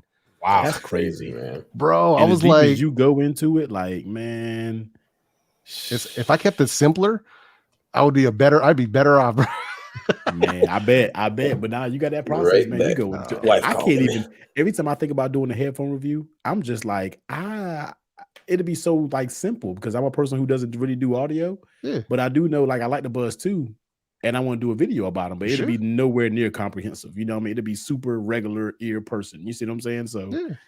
Now you should do it anyway, though, because that's the thing. Like, I am. It's Samsung first, and it's in the ecosystem, and you're pulling a lot of views from that crowd, so you might as well. And it's the same way I feel imposter syndrome when I'm gonna make a video about a smartwatch or about a cell phone or anything like that, because that's not my thing. Like I'm literally the average consumer when it comes to like a smartwatch or even like a cell phone, even though the fact that I have access to a lot of them and I do use two on a daily basis. It's one of those things where I feel like I don't go as in depth as you guys, or much less people like even Floss or God forbid Juan Bagnell. You know what I mean? So it's like so that's for me. I feel like an imposter when I'm trying to do that, but it's very like I just keep it simple. But I remember doing that. Why I didn't do a video after the Pixel 3a until the TCL video, and then when I did the TCL video, was it brought toxicity to my channel that I was not happy about. And that's something where I don't see a lot of that with audio, because most people in audio keep it very, it's very subjective. So people want to hear the opinion and then they'll watch another video and kind of form their own opinion. But with these phones, man, like the people that were trashing the TCL phones came through, the people that were trashing the Pixel 3a came through. I'm like, man, y'all need to chill out, bro. Like, because I think they were mad about the title where I was like, don't buy it. There's no reason to buy any more flagships.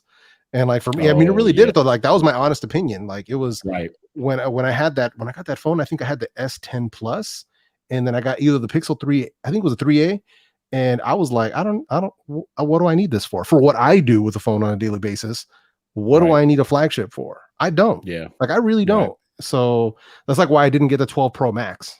It's like why do I need that for? Like if the cameras on the 12 Pro do exactly what I need them to do, video wise. So yeah, no doubt, man, no doubt. I mean, that's the cool thing, because like you said, we do have access to these phones and things like that. But when you stand back and you really think about it, I don't need an iPhone 12 Pro Max. I get one because I get it, but I don't need one at all. Right. Yep. And but me at least, I'm a tech now, but I need the best and the greatest edition. I have it. Yeah, it's like I've had every iPhone since. I am not getting a Pro Max this year. I'm getting a Pro or a regular. I'm done with the Max stuff. I'm getting a Pro Max, and then one of my brands that I rock with, looking out for me, man. Just I rock with this, man. They hit me up and was like, T, you've been doing so much like free content for us, bringing so much value. We're gonna buy you an iPhone this year. So I was like, all right, bet. You know what I mean? So they were just like, I'm gonna send your paperwork over. You ain't even gotta do it. There's no for me specifically, there is no rules. They were like, for other people that are doing it for, we're making rules in certain videos. For you've done brought us hundreds of thousands of views. And like, so I'm probably gonna get an iPhone 13 or 13. I'll probably get a 13 and a 13 Pro Max. I'll probably buy the Pro Max myself, and then I think they're going to provide a 13 for me. So that's a good look, man. I'm thankful. I love that you said that, because I just hosted this room on Clubhouse last night, talking about how new creators can get their first brand deals. And one of the things I highlighted in the room last night is that if you're a new creator starting out, don't be afraid to work for free for a little while. Man, I'm a component of that. I always say that you work for free. Not saying you got to slave for somebody, but working for free has its ups and downs. Working for free, you feel like you're just working for free. But then once the company builds that relationship with you, with working for free, and you looking out there for so long, they come back and look out for you. So what I call it is working for the long run. You know what I mean? Like a lot of my case manufacturers that I rock with now are becoming channel sponsors. You know what I mean? I got one. I'm working on a second channel sponsor for a yearly term. So it's just like I'm slowly working them because I have shown them value over the years of being for free. You know what I mean? But it was cool. You know, I wasn't really pressed at the time because I was still trying to, get off the ground. So a lot of people feel like they should just jump out here and charge. I'm like, it's okay to work for free, man, because especially if you start building that relationship with these brands, they're going to remember that. You know, if they're a good brand, they will remember you and then look out for you in the long run. So yeah. No doubt, man. That's the thing that happened back when how I ended up going to CES and got that trip sponsored was because of how much value I brought to that company, both me and Keith, GameSki. They put us up, the flight, the hotel, the whole thing. And, that was because, at least they were cool, like very open about it. Like when we got there and they were telling us about it and stuff. And, they were just like, yeah, man, the amount of product that between the two of you moved, bring you guys out here is nothing. Like that's the least we can do. And the beauty of it was them only having one thing. Like they only had one ask.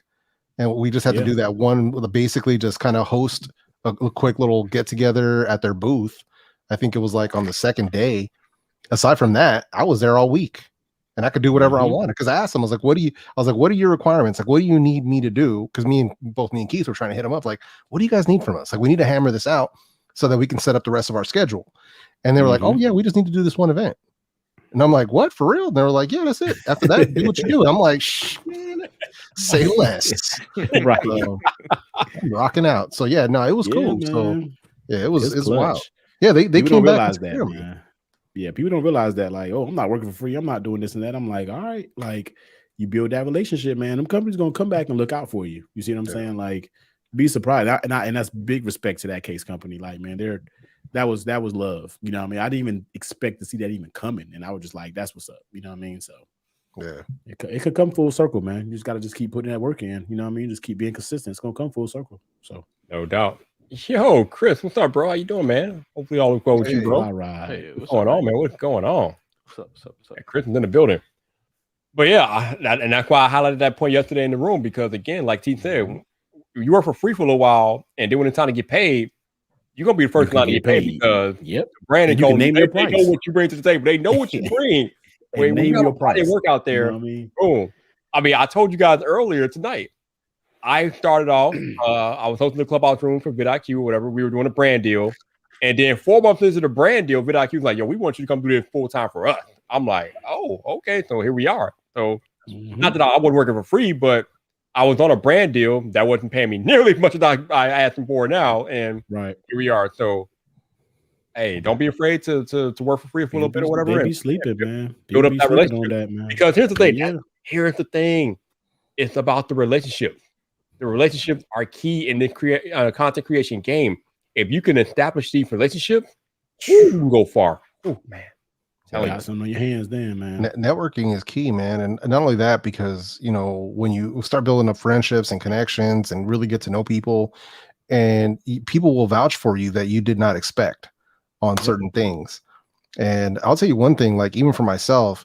I would say I've had a lot of jobs in my life, been working since I was a kid, but all but one has been based on a referral where, I know a guy named Jeff, he's, hardworking dude and he can do this and, bring him in and stuff. And so every time, but when that happens, including now, because the reason that I'm working for VidIQ is based on a referral from Travis.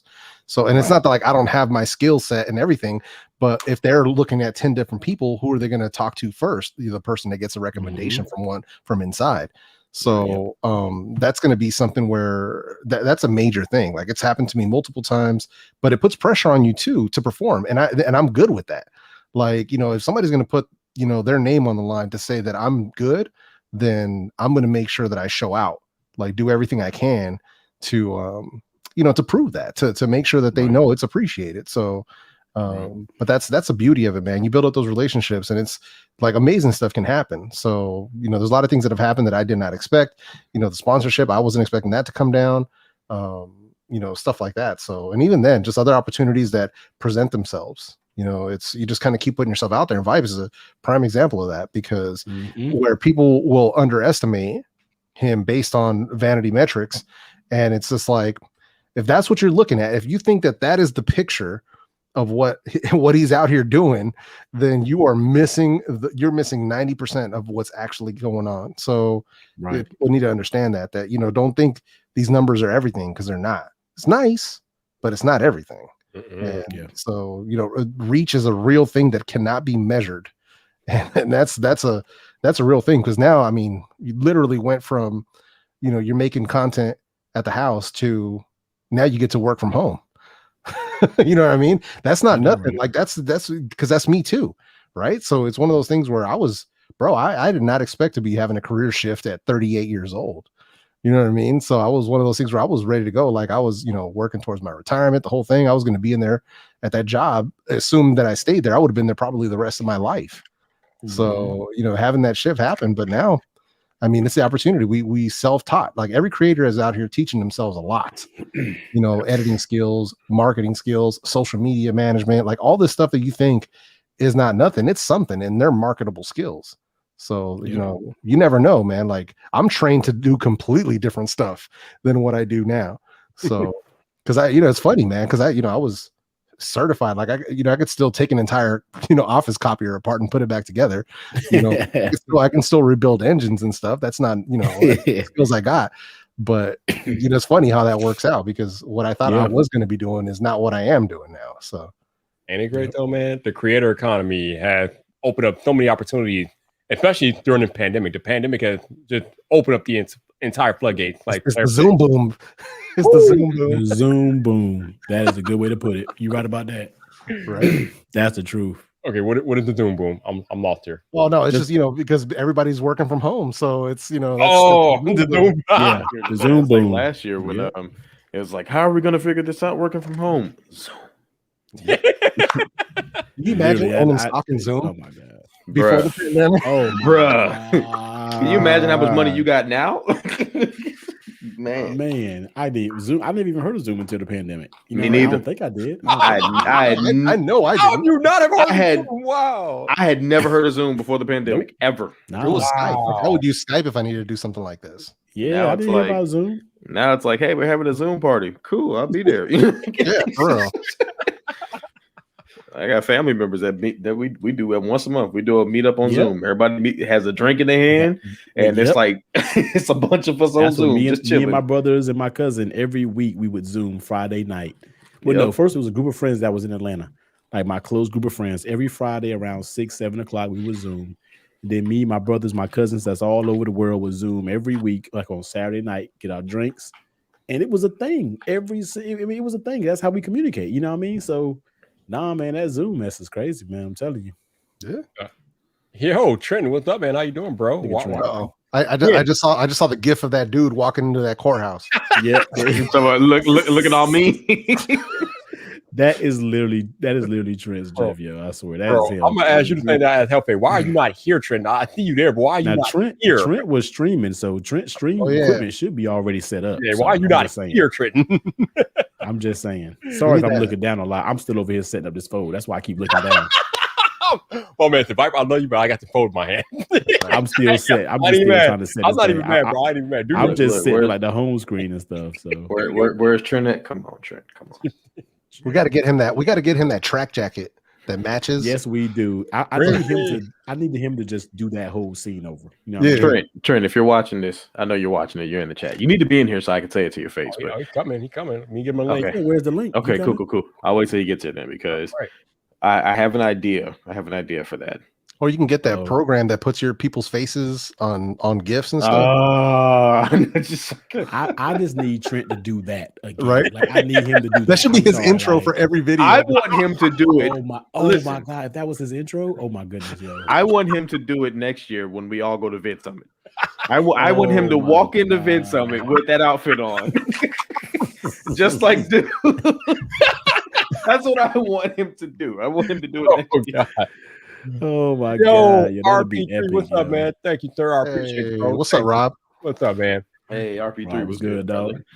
Trent, you have the necessary credentials to do what you need to do, bro. You have what you need. Necessary credentials. Got the credentials, baby.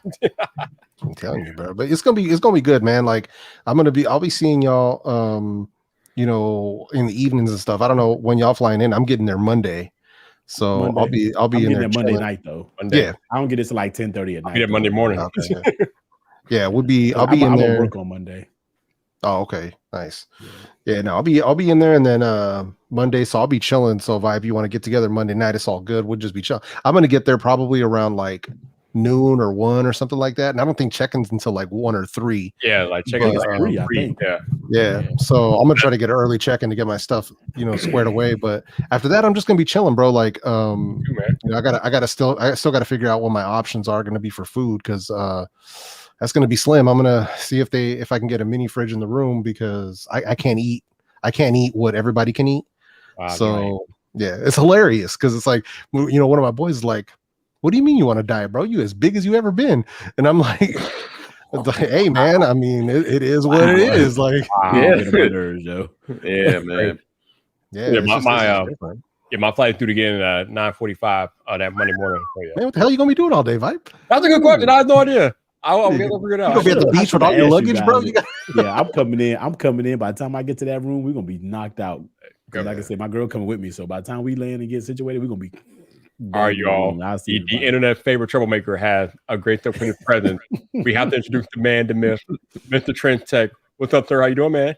There you go. Looking like TJ. Man, don't be shot now. Looking like TJ in about 25 years. About 25. Yeah, that's him. That's TJ right there, yo. Why He said, Don't do that, good, Trent. You know, I was ready, and then Viper said that shit. And I was just, don't blame me. I just had like instant flashback to all the shenanigans I did this year, and I'm just like, Yeah. Hey, did you hear what's going on, man? They trying to get you that tracksuit, bro. They want you in that tracksuit.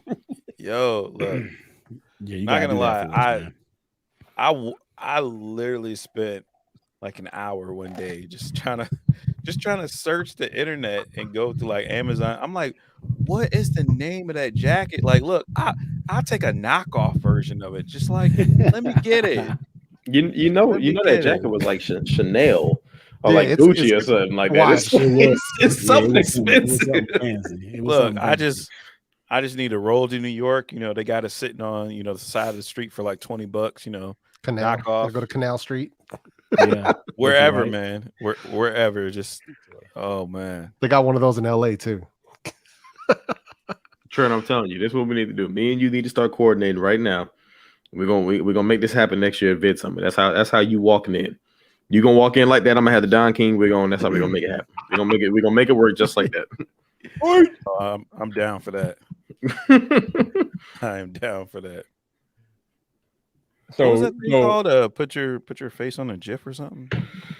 Oh yeah, I mean, because you guys remember that program? They were always showing it like on Instagram and on Twitter ads and stuff. Where I remember it. Yeah, because I could have swore somebody was doing it. Somebody kept putting it. It was Tana, and I think Easy was doing it too. But y'all remember that, right? It was an app. Yeah. I named the app though. Yeah, Tana did it. I know Easy did it a couple of times. There's a lot of people that used it. Yeah, if we can find that as a temporary measure until we can reenact it. I am looking for it. So Trent, I gotta ask you, man, what is the update on your Galaxy Fold 3? Oh Jesus! Oh Jesus! Look! Sorry, Trent. Sorry, Trent. Somebody, you wrong, bro. You wrong. Somebody call his name. Good Lord, have mercy. The current update is, motherfucker, you put that damn phone down.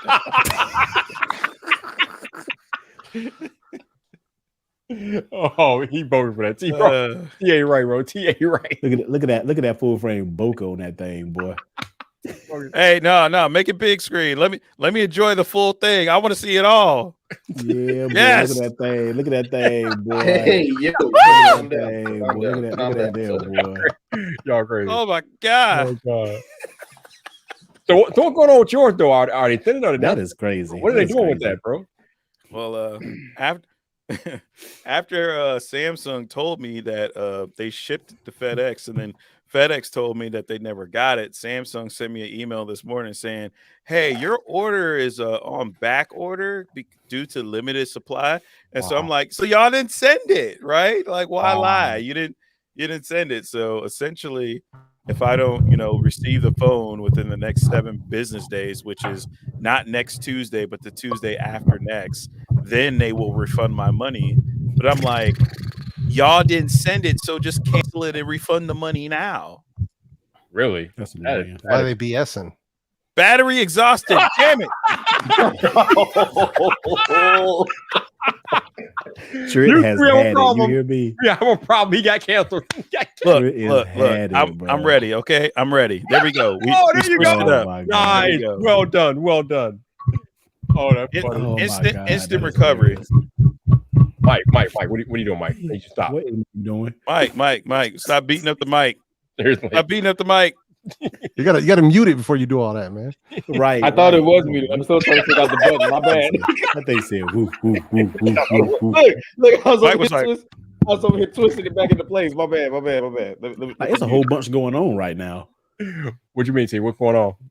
No, I was saying you got Trent camera going dead. And Mike over here making all the damn mic noise. I'm like, it's a lot going on right now. Hey man, look, it's a picture with the bonnet on.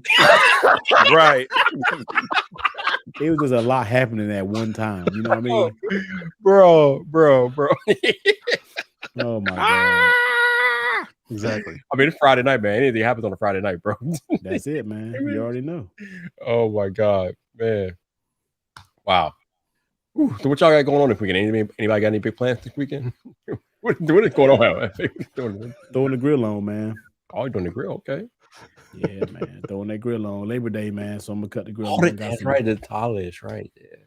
Yeah. So we ain't going out of town or nothing like that. The COVID's still up in these streets real bad. So we're gonna throw the grill on, man. One of my boys had some people, like 2 of his homeboys passed away in his fraternity, man. So he hit me up yesterday and was just like, man, I just want to get out. Like, I'm just gonna come through to smoke some cigars and drink. So come on through. So tomorrow we're gonna do that, and then Sunday we're gonna probably cut the grill on. So should be a good little weekend. What are you doing? Trent, what are you doing? Trent? What are you doing? Seriously. Well, since I don't have a certain phone in my life, you're talking about this one right here. Since you don't have this one, yeah. Since I don't have that one, I'm gonna be hashtag. So you can look at these vibrant wallpapers that I'm trying to. You gonna be hashtag? I'm gonna be hashtag overheating pixel. Oh my god! Don't get me started. Oh, look. What? This Don't get me started. Hey, don't. Y'all crazy. I'm just gonna be like, bam, T-Pixel. Overheated. Your phone's probably just. There you go, Jeff. There you go. That's the one. I'm gonna show off. I'm gonna show off a brand new prop that I got. Not the fake plan. Oh, bro. Look, man. TJ was tearing this thing up earlier, dude. Trent, if it didn't come from IKEA, it doesn't count. God. If it didn't come from IKEA, it doesn't count, Trent. You look, put yours back up. Put it back up. Mike's got standards, bro. I did not approve the fake plan, show. I didn't approve this. No. Pull it back. You ain't got a lot of kick it. Pull it back. You ain't got a lot of kick it. We all know it's flat. It's flat. Look, see, look at how dull that is. That's why you got it from Walmart. Look at this here. Oh my god! Wow. Look at that. Look at that. This will be doing right now. Mainstays, artificial, succulent in cement pot. Look at that. I can't even pronounce some of the stuff on this tag. I can't even pronounce some of the stuff on this tag. Why won't it focus? Why won't it focus? 6, 5, 8. A7C don't want to focus, man. Why are we having plan war tonight? What is wrong with y'all? Get your off focus, man. I got my fake plan from Amazon, so I mean. Oh, look at this dude! That makes you special. Amazon, goddamn fake plan. Get them all out of here. Gotta help bring groceries up. Be right back. El Jefe, the only one over there doing it right. He got the life back there. Hey, Jefe, how far you live away from the hotel? Oh, bro, from the hotel, bro, I'm like 8 hours away. Oh, I didn't know what part of Cali you were in. I'm in the Bay Area, man. Okay. Yeah, so I'm up north, man. So yeah, it's normally the last 2 times I did drive down because I wanted to have my car. What's up? Are you flying or driving? I'm flying down. Yeah, VidIQ is they're paying for the flight, the hotel. Yeah.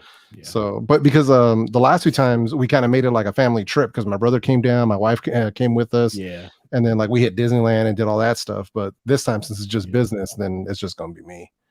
Yeah, it worked out perfect for my girl because she and her friends are going to Vegas the weekend after Vid Summit. So she was just like, well, let me just change my flight to just be in LA with you, like doing the conference and stuff. She'll just be in the hotel room working.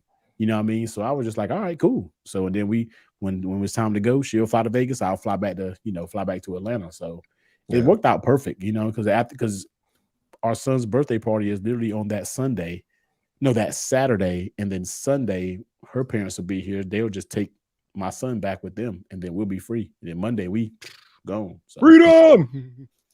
Nice. It'll be live, man. I can't wait for it. It's gonna be live, bro. So Vibe, you're gonna be getting that you'll be getting those Starbucks through Uber Eats now. No, I'm gonna drive. I gotta drive over there now, man. I gotta drive over there. Luckily, it's like only a 10-minute drive from the closest one, but yeah, I'm gonna drive now. I thought for sure it was gonna be Uber Eats. You can't Uber eat frappuccinos though, man. It can't be done. You can Uber eat. You can Uber eat anything. Well, you can, but by the time they get here with the damn frap, it'd be no, you can't do it. Oh, gotcha. See, that's quality control right there. So I can respect it. Yeah, man. Yeah, can't be Uber eating the frappuccinos. Mm-mm. What about the McDonald's, man? You getting the McDonald's coming? Oh my God! That's an option. That's an option. That trash. Actually, when I teach a person, I might introduce him back to McDonald's, man, because he'd be tripping. He would have tripping. Oh my goodness, so trash, bro. Like I had some McDonald's when I went to McDonald's the other day, and the fries were really good. I was like, okay, here we go. How good were they? Suspect, man. They were pretty good, man. They were pretty good. I'm not gonna lie. They're pretty good. That's how I feel about them fries right there. Y'all Wallace tonight. What's that? Oh my God. Telling you, man. Hey, this is how T was feeling about them fries. Shut up. I got the same shirt on too. You ain't shit, man. That face. Look like you in a food coma. Okay. All right. I'm back. Are you okay with it, sir? Are you all right? Are you doing all right? Yeah. No. See, look. She gonna call me and say, "Hey, can you help me bring some stuff up the stairs?" And I'm like, "Yeah." So I run down the stairs to help her, but she out there still trying to grab all the bags by herself. I'm like, "Why you call me down here if you're trying to do it yourself?" Like, Nice, man. Nah, everybody. I think Chris is asking if anybody's local to LA, and man, everybody's from all over the place. Trenton is out there with Bone Thugs and Harmony somewhere, and then Teching Mike is down there with Hurricane Ida or Hurricane Mike. I was going to say that's Louisiana. Hurricane Mike. TT is the king of Atlanta. Viper's over there with the deep dish pizzas in Chicago. I'm down here with Trevor. I'm down here with Trevor Noah, the savior of Jacksonville. That's right. you like that Viper? He's gonna save Jacksonville. He don't want to be saved. Don't say Oktoberfest is actually really good. Man. Nice. Yeah, no, man. We definitely had to do it, man. I mean, like I said, it was one thing about. It's gonna be funny though, man, because like if we go out to eat, I just want to make sure beforehand y'all don't feel insulted, but I won't be eating, so I'll be there for the conversation. Good, I'll be there for the conversations, but that's about it. So I can't have the last time I had any kind of fast food or junk food or any of that stuff was December of last year. Dude, that's awesome. We haven't touched any of it since. So, well, bro, it's basically like this. Like I have to be so freaking careful because it puts me down. Like if I have something where it's sodium, at least that's what we think. So, and since everything has so much sodium, what'll happen is like if I have too much of it, my heart starts pounding, and then I got to go lay down, and then I'm done. Like it slows me down so often, bro. Like I'll be shooting B-roll, doing something else. I'm like, all right, I'm feeling good, and then for whatever reason, it just happens. I just start getting, I start feeling winded, and then I got to go lay down, and then that's it, and then I got to chill for like an hour, and then try to get back to work, bro. And it's just like, so if I'm gonna be out on business like that, I'm gonna be like, I just got to be extra careful, man. So I'm gonna be over there. I'll be there for the convo. If they got salads, I could rock with a salad. with no dressing. I could do that. I could do that. Yeah, but that's like about it, man. Because dressing got too much salt. How you getting? Yeah. Damn. Yeah. Oh man. You believe that, bro? I got dry salads now, bro. That's Oh my god. Yeah. But I'll be there though. You know that's how we're gonna do it, man. We're gonna rock out either way. So No doubt. If we're gonna be live, man, we only gotta wait a few more weeks. Only a few more weeks. Ball, man. damn, who's this weird dude sitting at In-N-Out but not eating anything? We go see what's up with that In-N-Out, man. I'm like, he bought security, man. He bought security. Let him rock. Let him live.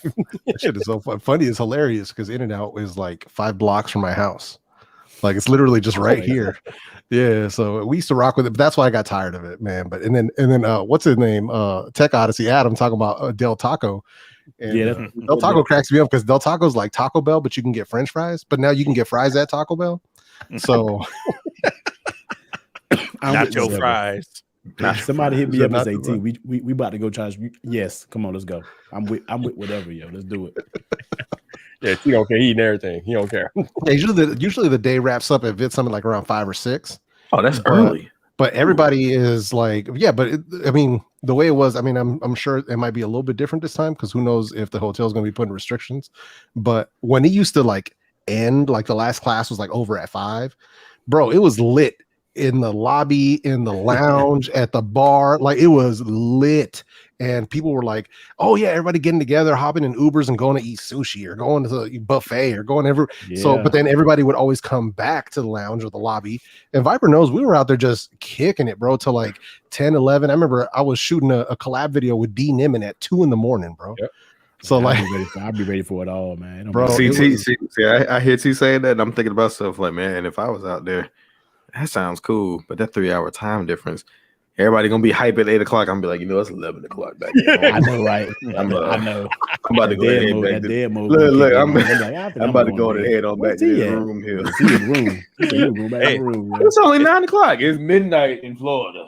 Hey man, it's kind of late, man. My sleep schedule gonna be thrown off, bro. Watch. I'm gonna be tossed probably the first couple of days. Hey, me and Trent gonna be out there. They're gonna be like, Mike and Trent, why y'all look so tired? Man, it's late. It's only 7:30. What? Yeah. Where? Home on regular hours. It's only 7:30. I'm telling you, that's why you got to stay at the hotel, the host hotel, because then you could just stumble your ass right on upstairs. And I plan to stumble too. You know, right? Let's not get that twisted. I plan to do that. So that's the best way. Because last time when we went, I had a what do you call it? Airbnb that was like 20 minutes away, so I had to drive. Trust me, it was worth it. But nobody wanted to come through. But it was worth. We stayed in a fat house in Beverly Hills. So I was trying to get everybody to come through. Like, yo, bro, we got a pool table. Like, this is a party house, bro. Like, y'all need to come through. That's all I need to hear right now. And nobody came through, bro. Wait a minute, damn, you're out of logger. I would have been like, I'm coming through. Forget that, yo. One thing about me, I be with whatever. Like, yo, if it's a plan, let's go. Let's do it, yo. I'm just glad that there's an In-N-Out within walking distance. I will be walking my ass. We making that wall. My girl was like, In-N-Out, ew. Because she like, I went to Cali. She's like, I did not like it. I'm like, well, I got to try it. So it's all right. I think you guys should try it. See what you think. But yeah, I'm the same way. It's not bad, but it's not like I'm not riding home about it. The place I want to try is that spot that Viper be going to in Chicago. That what is it, Billy Goat or what's it called? Yeah, Billy Goat. Yeah, that's the place I want to try. Yeah, although if I go there, I'll probably end up in the hospital. But it sounds like a good time. Good, bro. Good. Yo, I saw that Billy Goat. I'm like, what the world is Billy Goat? Best burger in Chicago. Love me some Billy Goat. Love it. Yeah, those mom and pop spots, bro. Like there's a place out here called Val's that's been winning awards for like 20, 30 years. And they got some bomb ass burgers. They're open like limited hours. Like they only open for breakfast. And then they open like in the afternoon, evening for like dinner. And so they only open for like certain hours and stuff. And it's a tiny little place, and the line be long. And when that line is long, you already know this place is like, it's delicious. Oh, yeah. Everything's fresh. They're cutting everything inside. But man, it's worth the wait, especially their breakfast. Like, man, their pancakes were on hit. I remember the first time I went to Chick-fil-A a year or so ago. Line was out the door. I'm like, damn. Oh, yeah. Was that your first time going to Chick-fil-A? Yep. Wow. Yeah, when they only came out here about 2 years ago, Mike. Really? Like, what? Oh my God. The lines were outrageous. I had to wait probably like a good 6 months before I was able to actually go. It's still outrageous. Yeah, We've been crazy. at Chick-fil-A. That's crazy. Yeah, That's I did not crazy know to hear that. that. Like, man, I've been in Chick-fil-A all my life, and y'all just got it. Like that. yeah, like Facts. just got it, bro. Like, yeah. But see, that's the other part. Did you know that certain areas of Chick-fil-A's get certain things than other places do? Like, I didn't even know they had a spicy tender, so you can get the tender spicy, and they got a frosted strawberry lemonade. That sounds Okay. good. And but they're all still closed on Sundays. All of Yes. them. All still closed on Sunday. Now you ain't getting that now. That's the Not lowest that chicken, portion. man. That's the lowest exactly. chicken. Listen, there's one. You can talk about all the chicken sandwiches out there, but you don't talk about the lowest chicken. Okay, you don't talk about the lowest chicken, Bro. Yo, I tripped out on that. What are you doing, Trent? Like, wait, Trent's still here? Did he leave us? Where is he? Trent's doing B-roll, bro. No, I'm still here. I'm just trying to feel good about my cheap ass plant for Walmart. It still looks nice. Hey, Trent. You having a hard time over there. Trent. Guess what? You still got it from Walmart. Okay. Oh my God. You still got know it. You still got it You from know what, Walmart. Mike? Still got it from Walmart. Man, you gonna be making me from you forever, bro. You You know what, Mike? Y'all are crazy, This is how I'm looking at you right now. Okay, I'm about to show you how I'm looking at you right now. Oh God. Oh man. Oh boy. Y'all are some classic. Oh man, they got spicy tenders up in Charlotte. Oh man. I can't wait to go my to Lord. Charlotte. What is going on right now? What is happening here? I don't even know how far that is. That's a trippy thing, man. Because over here, it's like, you know, where can you be, Mike, if you drove 8 hours north? From I here, drove. I'd be in Atlanta. Just about. He'll be in the A. Yeah. Matter of fact, I'd be on the other side of Atlanta. I might be down the street from T. That's wild. Yeah. That's wild. Right, Bro. 8 hours? Yeah. That's wild, man. Because that's where that's me to Vid Summit. Mm. Yeah. Wow. Yeah. Except it's desert. That's crazy. Yeah, if I drove 8 hours north, see, Trent done wanted his Tech King mic folder. Trent took the joke from here and just said we just go bust it wide open. We just go bust it wide open. Trent, boy, I swear. Oh, Trent does not miss, bro. That dude does not miss. This is why Trent don't need no more storage on his iPhone. This is exactly why Trent need to get another hobby or something. Man. Trent don't need no more storage on his iPhone. None whatsoever. I tell you, he need to get a hobby. Y'all, That's what I ain't always nobody say. safe. Ain't Oh, nobody- leave my dog out of this, Trent. Leave my dog out of this. Trent, I'm gonna get that. All right now, Trent. I got a pregnant 53 black belt in this house now. Ain't do Don't nothing play. to nobody. Don't play. You better leave my dog out of this, Trent. Dog ain't do nothing to nobody. Wow, man. he done went to the dog, man. He went to the pets out here. Yeah, come look at what Trent is doing with our dog. Come look. Leave it up, Trent. You better not take it down. You better not take it down. Look at this. What she do to y'all? It's not y'all. It's just Trent. it's just That's Trent. Tia, her fan Viper. They cool. Yeah. It's all right. I know you want to fight somebody. You can go ahead. It's that Trent. Trent, he ain't never playing fair. Trent trouble now, bro.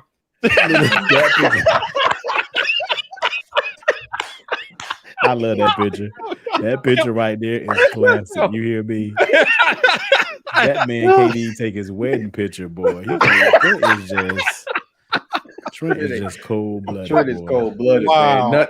Nothing is safe. Nothing is safe. Nothing Man. to nobody. God. Nothing or nobody is safe with this man. Nobody. Hey, I have to tell you, I will Samsung remember smart you. switch is terrible. Smart switch, yeah. Over. That bad, huh? Nothing switched over. I'm like, you ain't give me my apps or nothing. Like, what What you doing over here? man? Yeah, I had to use Google. That's the only good thing. When I did the Pixel 5 to the 5A, it literally, when I got done, my 5A looked exactly like my 5. I'm like, hell yeah. Yo, nothing like it didn't like nothing transferred. I did the smart switch. I'm like, bet everything, nothing transferred. Like, what the hell transferred? Like, it sit there and took like 20 minutes. What the hell transferred? Nothing. See, I know what transferred your time. So that's what I've been over here doing the whole time, man. I'm just over here struggling, trying to. How long keeping keeping on the string? His time has transferred. So that's what happened. Damn. Yo, Stupid, E, man. what's up, man? How you doing? I'm great, man. How you doing? Trent, you ain't got no sense, man. Trent, though. That damn picture right there, boy, is so fucking funny. Oh my god. Wow, man. Wow, invite. Hey, it's Friday night, man. Never know what you get on a Friday night around here. I'm telling you. So, Hefe, you still working after the stream? Yep. God, see, you know what? Since I've been on YouTube, I've always said I don't do nothing on YouTube related on the weekends. Oh, bro, that's all I do. I try to keep that to little man and the girl. Like, no, I hear you, man. You know what I mean? Like, because the way I do now is the way I record my videos now is I take him to school. When I come back, I got like an hour and a half before I got to log into work. So I'll shoot videos for that whole hour and a half, and then I'll be done. You know what I mean? So. Yeah, no, I hear you, man. But No, weekend, my time is I don't off. have time because on the weekends we'll just be gone. Like tomorrow we wake up, it's because you got a social life, bro. We'll just be out. You know what I mean? Like we gotta go grocery shopping. Could we cooking out Sunday? Like, you know what I mean? Yeah, because you be doing stuff, bro. I don't be doing stuff. I was gonna say T underestimate what a social life do for you, because we don't have no social life down here either. Boy, everybody be like, "What y'all doing this weekend?" Yo, Andrew, you're in the wrong place. Again, why aren't you here? I see you down there. Oh, Why aren't Lord, you here? Here he go. I'm telling you. Hold on, put me on the big screen. Put me on the big screen. You put on the big screen. Yeah, Andrew, why aren't you Andrew, here? man. Come on, Andrew, so you can get this smoke in real life. Come on, Andrew. Come on in here, Andrew. Yeah, why aren't you here, Andrew? Why aren't you here? So he can show us his Tom That's Brown. the right answer, Andrew. That's the right answer. There we go. There we go. That's the right answer. Yeah. All right. I think Andrew was hosting an event or something today. Like he was doing something big. I mean, I assume that's all he does is big things. But he's always, I mean, he doesn't do anything small. You know, Yeah, you know, 128-inch Samsung TVs. You know, real big. Yeah. All right, Andrew. You have the credentials, sir. You have what you need. You have the credentials. Damn, credentials is real, boy. Once you get the credentials, it's up to you. Then that has been the theme. You have the credentials. You have the credentials. That's it. Bring me. There you go.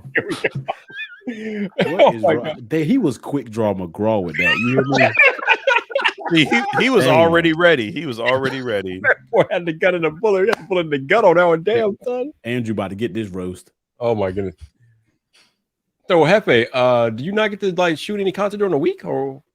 Oh no, it's not that. It's that I have horrible time management. So that's what had happened was this week was just rough, man. Actually, this week was actually busier than it's been. We've been like kind of slow work wise, so I've had a bit more time to kind of get videos done, do stuff like that. So from poop to go. Wow. Oh my god. My goodness. Oh my god. What is happening, man? Even I'm not that bad. Okay. Hey, listen. Hold on now. In all fairness, right? I went to Google and I typed in Andrew Edwards, and this was one of the first images that popped up.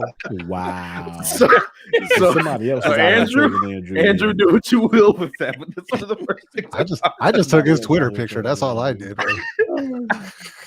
Wow. No, man. But yeah, no. So what happened? Like usually, normally what I'm normally doing is I compartmentalize the videos. So like I normally have the scripts done by Monday, so I can shoot the talking head on Tuesday. Start doing the initial like first draft cuts by Wednesday, and then Thursday, Friday, I'll shoot most of the B-roll, contextual, and whatever I need, and then finish up the editing Friday night to try to get a video out for Saturday morning or Sunday morning. But this week, none of that happened. So, I'm basically at step one on Friday. So yeah, that's basically No, it's on me. Like there's no. Most of it spent was just kind of chilling with the family, watching TV, and like tonight, like I'm gonna try to wrap up a couple of these scripts, and then maybe we're just gonna watch a movie or something. Like I'm not gonna hold myself and feel guilty about it. Right. So yeah, for sure. Life happens, bro. Hey, see, that's the look, bro. That's the way Andrew looks at Kevin. Like that's I need a friend. I need a friend that looks at me the way that Andrew looks at Kevin. Where's Bud? Wow, y'all have way too many pictures of Andrew. Well, everybody was too ready with pictures of Andrew already, right? Bro, what is going on? Andrew about to come here. There he is. Bulletproof vest. Which let's bring in the legend himself. Andrew, I hope they wrote the cards today. I don't know if we got any roast left, man. I don't know if we got any roast left, yo. Hey, Midget saw Curry this- falling down, bro. I saw this picture here and I was like, I gotta get Look this at one. the and I'm ball. done. Look at the ball It's like, I pit. gotta get though. that What one. is and I'm happening? done. Look at the ball pit though. Oh my god. Hello, Mr. Edwards. How are you doing, sir? Yeah, they get you, bro. They get you out here. Hey, the ball picture. I put that on Instagram. The caption was like, "When you're trying to sleep on the plane but don't want to miss the drink cart, the snack cart." That's it. That's so true though, because you be like, I want to go to sleep, but I want my ginger ale. You know what I mean? Right, So right. it's I don't want to miss those chips. that's so true. I swear that's so true. You got to stick your leg out so that the cart hits you, so you wake That's up. weird, Trent. But the I don't the like how I'm goats. looking at myself, Trent. Hey, hold on, no. Viper, move Trent on the other side of me. I want to feel like Kevin does. Man. How do I do that? Yeah. Hold on. Yeah. I think you got to drop him out and bring him back. No. Just drag Trent. Just click him and drag him. If I, Oh my god! no, I that's can't, no, I hilarious, don't think I have man. that play. I can't track anybody. Ah, man. Okay. Trent deserves to be dragged Oh, yeah. anyway. Hey Andrew, man, go. Let me see that Tom Brown, man. There you go. Let me go get that. Yeah, let me see the Tom Brown. Don't get See? the hotness See? over here. Got the Yeah, hotness. yeah. Let me see That's that the thing. hotness. Let me get that. What's Yo, up, them see Tom that Brown thing real Galaxy quick. buds, bro? They got the 2 little stripes on them. I was like, bruh. Yeah, go ahead, LFA. Go ahead and get them things, man. So LFA, so you just not reviewing the nothings, period. Oh. Uh-oh, you got Ooh, story time. Story time. Story time. So yeah, so Is there they an hadn't update? been reaching out. Like I hit them up a couple times. I added them, stuff like that. They weren't responding. But Right. once my dude Doug DMS dropped that roast of a video on their product, I saw that. I saw that. apparently they heard him say, "I'm going to be sending these to other reviewers," and they were like, "Oh, put us in contact with the people that want to review them." And homegirl hit me up this morning, and she was like, "Hey, we heard Doug told us you were interested." So I'm like, hell yeah, here's my address. Go ahead and send them out. Let's do it. So hopefully, if she's a woman of her word, I should be getting the nothing earbuds here pretty soon. Okay, dope. Nice. All right, Andrew. So I got the Tom Brown. Nice. I got this one, right? But We didn't want to see the peasant regular one. Just let me see the Tom Brown. no one wants to see that one. But this just came in. This is the Tom Brown Z Flip. Man, holding a year worth of my rent in his hands. I don't even open it yet. Dual wielding goodness. Tom Brown. Dual Yo, wielding Tom Brown. where's that Hermes leather case? Where's the Hermes leather case? Hermes, nah, man. Why do you keep saying that? No. I said he had the Hermes AirTag keychain. I know he got That's one. not true either. Lying. Don't be lying to people, man. You That's lying. not true either. I bought one Hermes product in my life, and I'll tell you the backstory. Apple Watch Series 5. That was the first one. Was it 4? 4, where the first time they changed the form factor a little bit. Series 4. Yep. That year, for whatever reason, it was at the launch, very, very limited. You couldn't just go to the store and get one on launch day, and the pre-orders went so fast. So I woke up early. I went to the Apple store. They were like, "You get your iPhone, but we have no Apple Watches, no matter unless you pre-ordered one and 4 store pickup." And so I was like, "It's launch day. You know how it is on like you want to have the product on launch day to make your content on launch day." Right. And so I remembered, okay, they made an Hermes model, and there's a Hermes store, like nothing to do with Apple, a Hermes store near the mall where the Apple store. What? Why is? You broke him, bro. You broke him. Come on, They Trent. still This going, dude, boy. man. No, don't say they. I ain't got nothing on my screen. Don't say they. So I said I was leaving it alone at the bubbles. I went to Hermes and there was no line at all. And I was like, "Do you guys happen to have the new Apple Watch?" And they said yes. And I was like, "No one comes. Like, no one ever comes here for. No one ever buys Apple Watches here, but we have them." I was like, "Okay, well then I'll take one because I need them for launch day." That year they also did not have the ceramic Apple Watch, which is what I would get. And the ceramic and the Hermes cost the exact same. So even though the Hermes looks just like any other stainless steel, unless you look on the back for the Hermes logo, which otherwise you can't tell. So I bought it from there. The weird thing though is the watch costs the same, but in order to buy it from them, you also have to buy a Hermes band. Damn. So even though a band comes in the Wow. box, you have to buy an additional band, and their bands are expensive. Their bands are like leather, and Hermes leather is just it's like the Apple of leather. Like they're gonna charge you more. So that's the only Hermes product I've ever bought. I didn't want to buy it, but it was necessary to have the watch on launch day. Otherwise, it was like a 6-week wait if you place an order online. So yeah. So I never bought a keychain. I was not gonna buy no keychain. Mm-hmm. Apple sent me like 3 keychains. I'm not gonna buy anything when they send me one for free. Mm-hmm. Interesting. Very interesting. So anyway, how you been, man? I haven't talked to you in a while. What's going on with you? Good. I just came back from the Penny Arcade Expo. I was taking part in what do they call it? The Stream Stars. There was like 8 streamers, Twitch streamers, content creators, all battling it out in this game called Brawlhalla, which is kind of like Super Smash Bros, but it's like multi-platform. You can get it on PC, Xbox, Switch, basically anything you can think of. And your boy did not do too well. I was supposed to be practicing this game this week, and I just never did. And then this morning before I left, I just did the tutorial real quick, went down there. One of the content creators didn't show up, and so they had to pick someone from like standby, and it was a 16-year-old kid. So it was interesting because for the past 5 years, this one guy who was in the tournament too has won every year's tournament for the past 5 years. So he's undefeated. And then this 16-year-old kid is who won today. So that guy came in second place. So the crowd was going crazy. It was pandemonium. They gave me my 8th place medal. I'm like, why do I even get a medal, bro? I'm in 8th place. Participation trophy for real. Like that's exactly what I'm like. I'd rather you just not give me anything. I won $100. I won $100. Okay, well, the kid won $1,500 for winning in this giant trophy. But you know, for me, I know I'm not going to do that well in this game I've never played.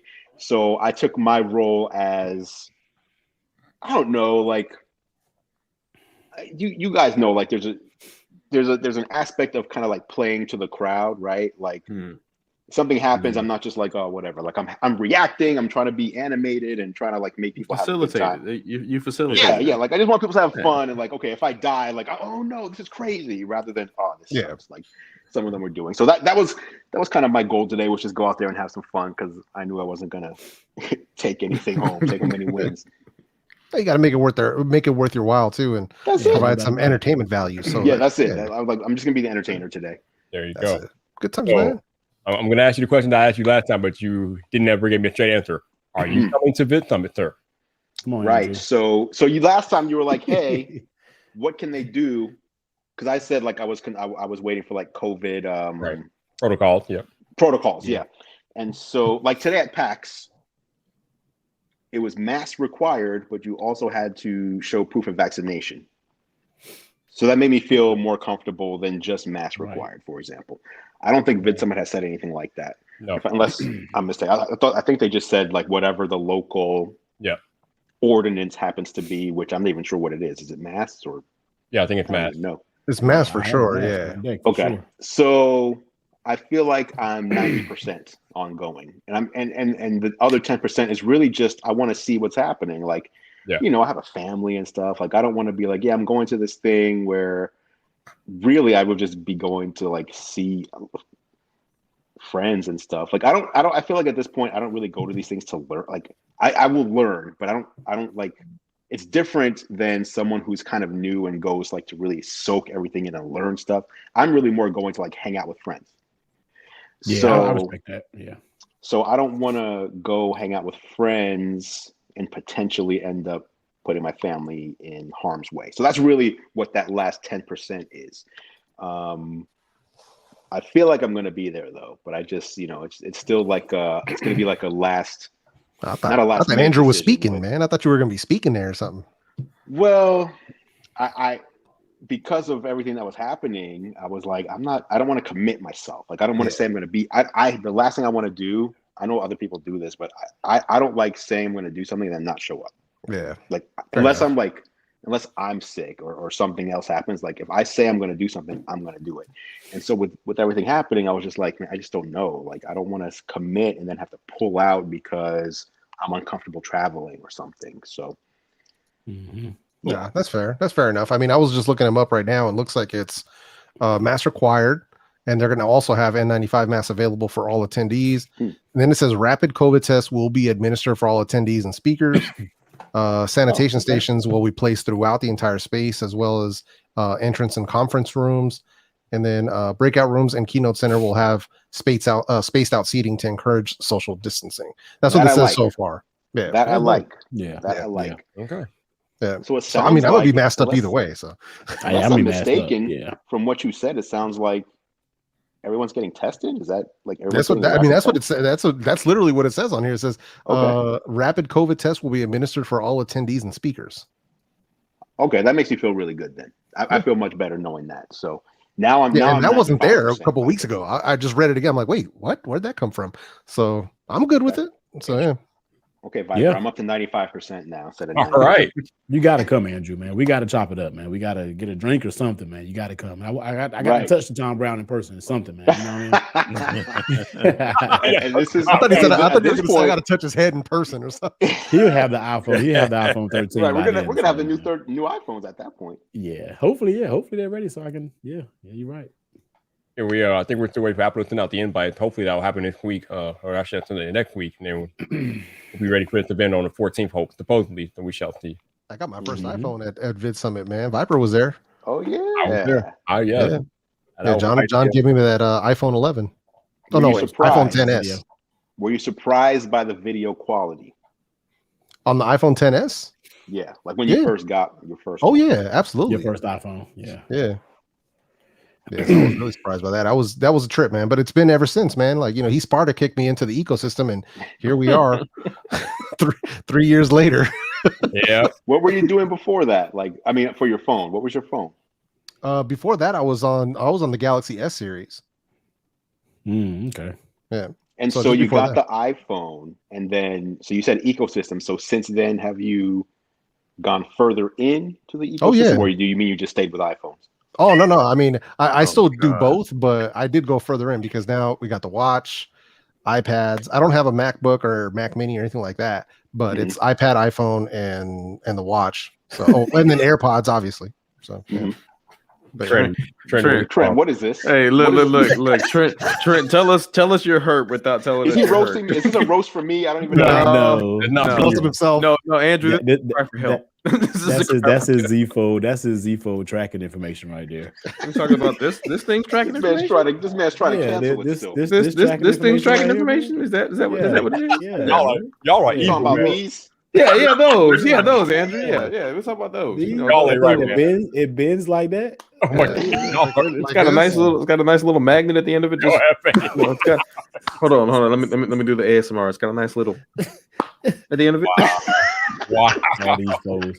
I don't know, but the fold is definitely making the trip to LA for sure. All right, I want you all to be. I Fold is want to ask definitely- you a question. I want you all to be honest right now. Ooh. Uh-oh. For everybody that has this fold here, was that 4 people How the out of the cameras. 6? I have the Fold 2. I don't have the Fold 3.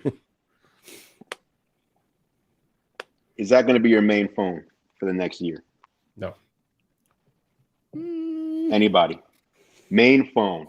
Like if you're running out the house and you're grabbing one phone. Jeff, stop. I just got this today because I was on the flip. I got the flip 2 right here. So I'm not keeping both. I love the flip, but battery life is a deal. That's not the question I asked though. I know. It will be man. my Android of choice. It's my Android of choice. Android of choice. Android of choice. That means I'm grabbing 2 phones when I walk out the door. iPhone and Android. That boy, you made that question like the Matrix. Like, whoop. Okay, T. Well, So I hold can up. say my main phone will be a Pixel. Who said that?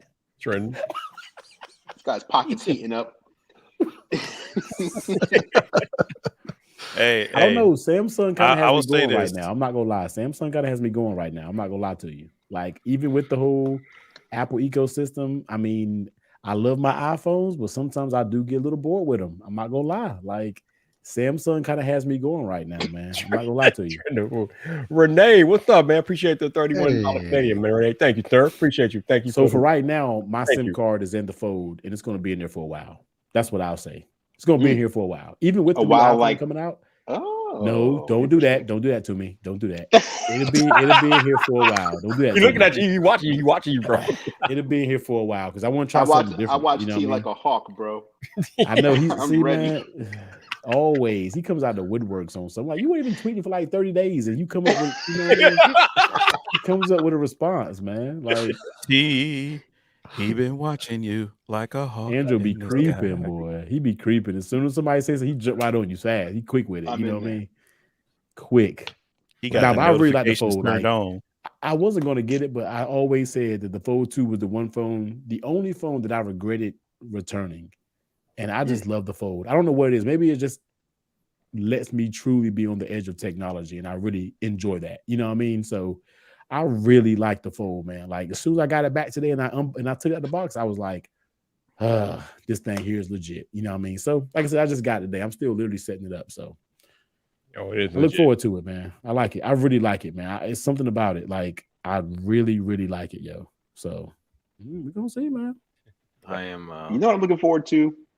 And I know it's probably not as exciting as the Fold is. It really is exciting. Not just the Fold, but folding displays. The way Samsung.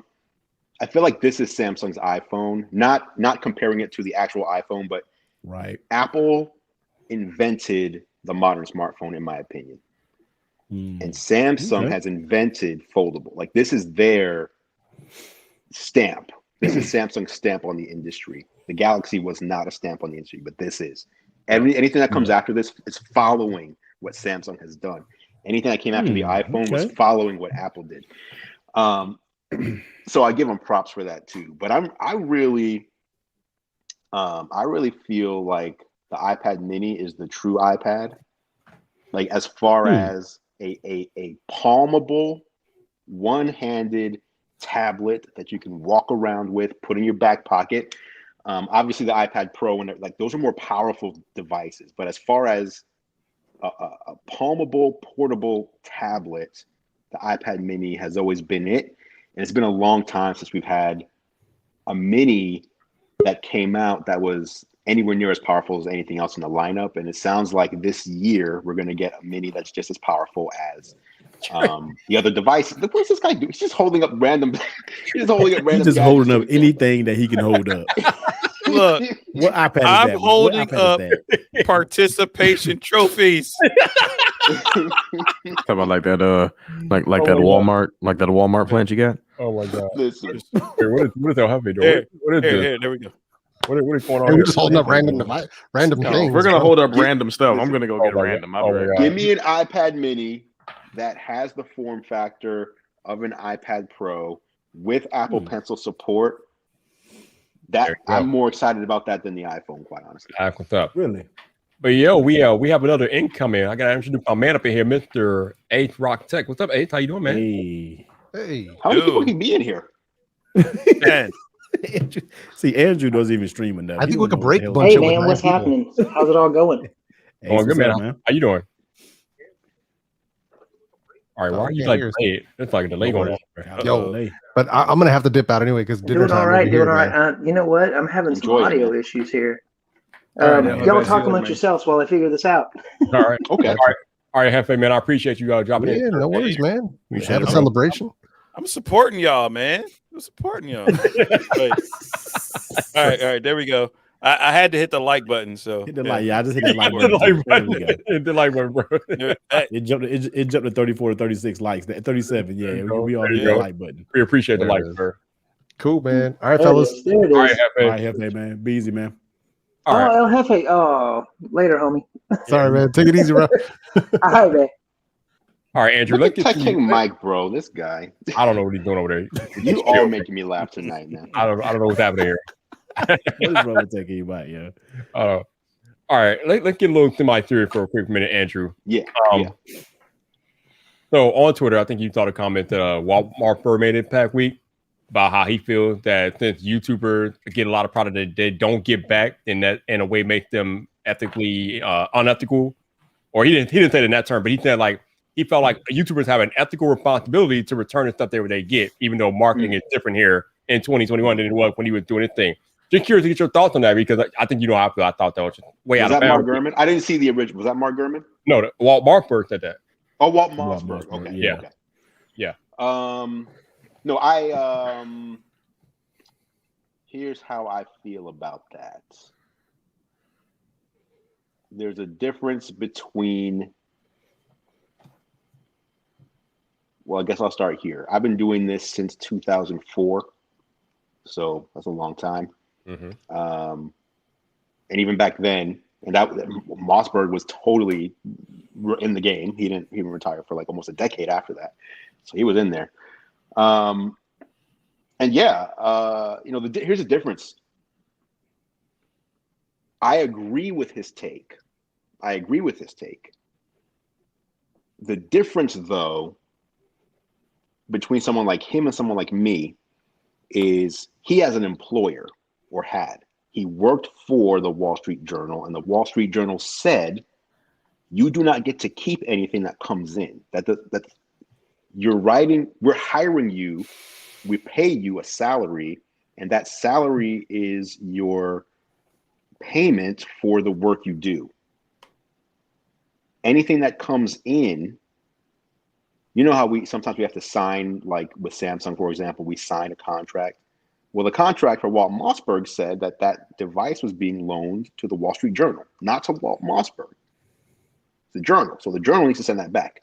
So the journal, to keep integrity, journalistic integrity, says, we don't keep anything you send us.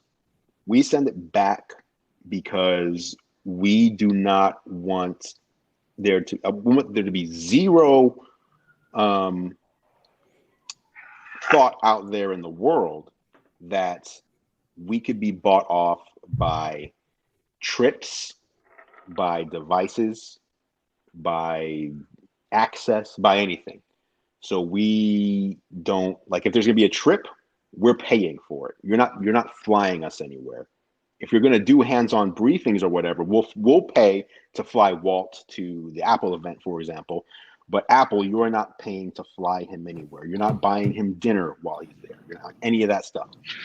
And I feel like that, quite honestly, is the right way to do it. Now, the problem becomes when you're someone like me who's independent. I don't have a staff, right? I sell my advertisements. I'm the one who does my sponsorships. I'm the one that presents my sponsorships. I'm the one that gets the products in. I'm the one that signs the contracts. So I don't have an ad department that I can say, hey, here's the 10 videos I'm doing this month. Find ads for them. Whoops. Sorry, that's my dogs in case you can hear them. Hold on. Let me move my... Pardon the interruption. Man, you all right. Life happens. Intruder alert. Okay. So I don't have a staff that I can say, here's the 10 videos I'm doing. Please find advertisers for them. If I was able to do that, what that means is I'm doing the videos however I want to do them. And then there's ads that are people, okay, here they are, just slot them in, right? So the advertiser doesn't get to know what they're being slotted into, and it creates like a separation. That's it. All of this stuff is good. The other problem is when things arrive, like, now I know who sent this. This just came today. I never ordered it. I never was told it was coming. When I open the box, there's no note or there's no business card saying who sent it. I got this Psychonauts, like, it's like a box from Xbox. Like, it's the Psychonauts game with like some, I haven't opened it yet, but it's like, it's big. It's way bigger than just a game. Like, there's something in there. It's like a special thing. Right. They don't want that back. They didn't include anything in their return label. I don't know who to contact to ask how to return it. It's something that's cool, so I want to show people what it is. When I'm done doing that, now what? Like, Psychonauts is on Game Pass, so now what? Like, if I sell it, that's really not good, because now I'm profiting off of and benefiting directly from something that a company sent me. So what I will typically try to do is donate stuff. I'll donate it to like a local school, or if I sell it, then I give the money to one of 2 or 3 charities that I really believe in. One would be childhood cancer, and one would be for AIDS research. That's just me, how I personally do it. Now, who's to say that anybody believes that I do that, though? I just said I do, but who's to say someone believes that, right? Like, I could be selling it and buying whatever. So that introduces doubt. And the way that the Wall Street Journal and many others do is to eliminate doubt at all costs and to keep the journalistic integrity. Because even if you are completely honest with your audience, and even if, you know, Samsung sends me this Tom Brown thing, obviously, now here's the reality. This is not going to be my main phone. It's just not. So it's not like Samsung sent me something that I'm like, oh my God, I'm so glad I have this because I was going to. No, it's going to, quite honestly, it's just going to sit there because I use the iPhone primarily. But on the flip side, when Apple sends me the iPhone review unit, I'm definitely benefiting from that until I send it back to them. So I understand all that. I do feel like companies take advantage of the fact that creators are, less experienced with business, less experienced with what it means. Not that they don't have integrity, but what it means, what journalistic integrity means, and where it came from, and why it's done that way. And so, because don't get me wrong, they would have loved back in the day for Walt Mossberg to keep their stuff and to talk about it all the time and post about it on Twitter and post about it on Instagram, which didn't exist back then. So I think they take advantage of it nowadays, where they're like, hey, if we send somebody something cool and they think it's cool, they're going to promote it in a cool way and in an artistic way, and then we get the benefit of this. It is the new way of marketing, but I feel like marketing has gotten sneakier. It used to be like they would not have tried this stuff on David Pogue or Walt Mossberg or Kara Swisher. They wouldn't have tried any of this stuff on those people. But now it's so much easier, and not even just in this niche. I'm talking marketing across the board. If you're in fashion and you do makeup, like they're just sending, like, makeup is cheap, so they just send these people free makeup. They send them free cheap clothes, and they're getting so much in exchange for just, here's this thing and keep it. And in a lot of cases, they do it in lieu of payment, which is a whole other issue. Because again, if you had a separate department that was doing advertising, someone selling your ads doesn't know how you feel about a product, so it's not going to color the review at all. If I was paying someone, hey, if you get me any advertisements and you keep 20% of anything you bring in, that person doesn't have any bearing on what I'm going to say in my review, so it doesn't matter. They just sold the ad. But when I'm selling the ad and I'm the one that's also doing the review, I understand why people might be leery of what I'm saying, So I think it's a difficult topic, and the best way around it is to really just always be authentic with your audience. Tell them, are you being paid for this? Tell them what you think about it, and just be upfront all the time. If you're hiding something, just think, why do people hide stuff? People hide things because they think they're doing something wrong and they don't want someone to find out. That's why you hide something. So if you feel like you need to hide the fact that you're being paid for something, that means you think you're doing something wrong, which means you're doing your audience a disservice because you're knowingly doing something wrong and presenting something that you feel is not right. So if you ever feel that way, you need to kind of reevaluate what you're doing. But yeah, when I started getting brand deals and stuff, I was proud to let people know, because it felt like, man, this company that I used to admire when I was younger and buy their products, and like now they reach out to me and they want to work with me. Like that's like a little badge of honor and on my side, or at least it was back in the day. So I never wanted to hide that. I was like, hey, like, look at this. This is crazy. Like, I can't believe this. So I don't know the answer to getting people to just trust what you have to say when we get things and we don't have to send them back. And sometimes it's even hard to send them back because, again, like this box here, I have no, where would I send? I don't know. I have no idea. So yeah, I think most times these days brands aren't looking to get the product back. They're sending it out as a part of their marketing or whatever. Right. And it is what it is. So, but I got there before and I'll tell you, I don't agree with his take that if just because we don't send the stuff back, that makes us ethically irresponsible. I just think that I'm not with that. Because now that's not to say that there aren't creators that are unethical, because I'm pretty sure there are. But to label an entire group of creators as being unethical because we don't send the product back is kind of crazy to me, especially given the fact that marketing has changed so much from what it was back then to what it is now. It's not that you are unethical or that a person is unethical, but I do think it's an unethical practice. It's unethical for like the company sending it out. They know what they're doing. They know what they're doing. Like I said, they would have never done that. They wouldn't have done that back in the day because they know it would be an insult. But because so many more people make content that so many other people can watch nowadays, 20 years ago, it was very hard to be someone that made something that millions of people can see. Mm-hmm. You had to have a TV station or a newspaper or a magazine to get that kind of reach. And now you don't. So anyone can go to YouTube and create a channel. Anyone can go to Instagram and create an account. And so, but not everyone understands the dilemma of what it looks like to receive something at no cost that is very expensive.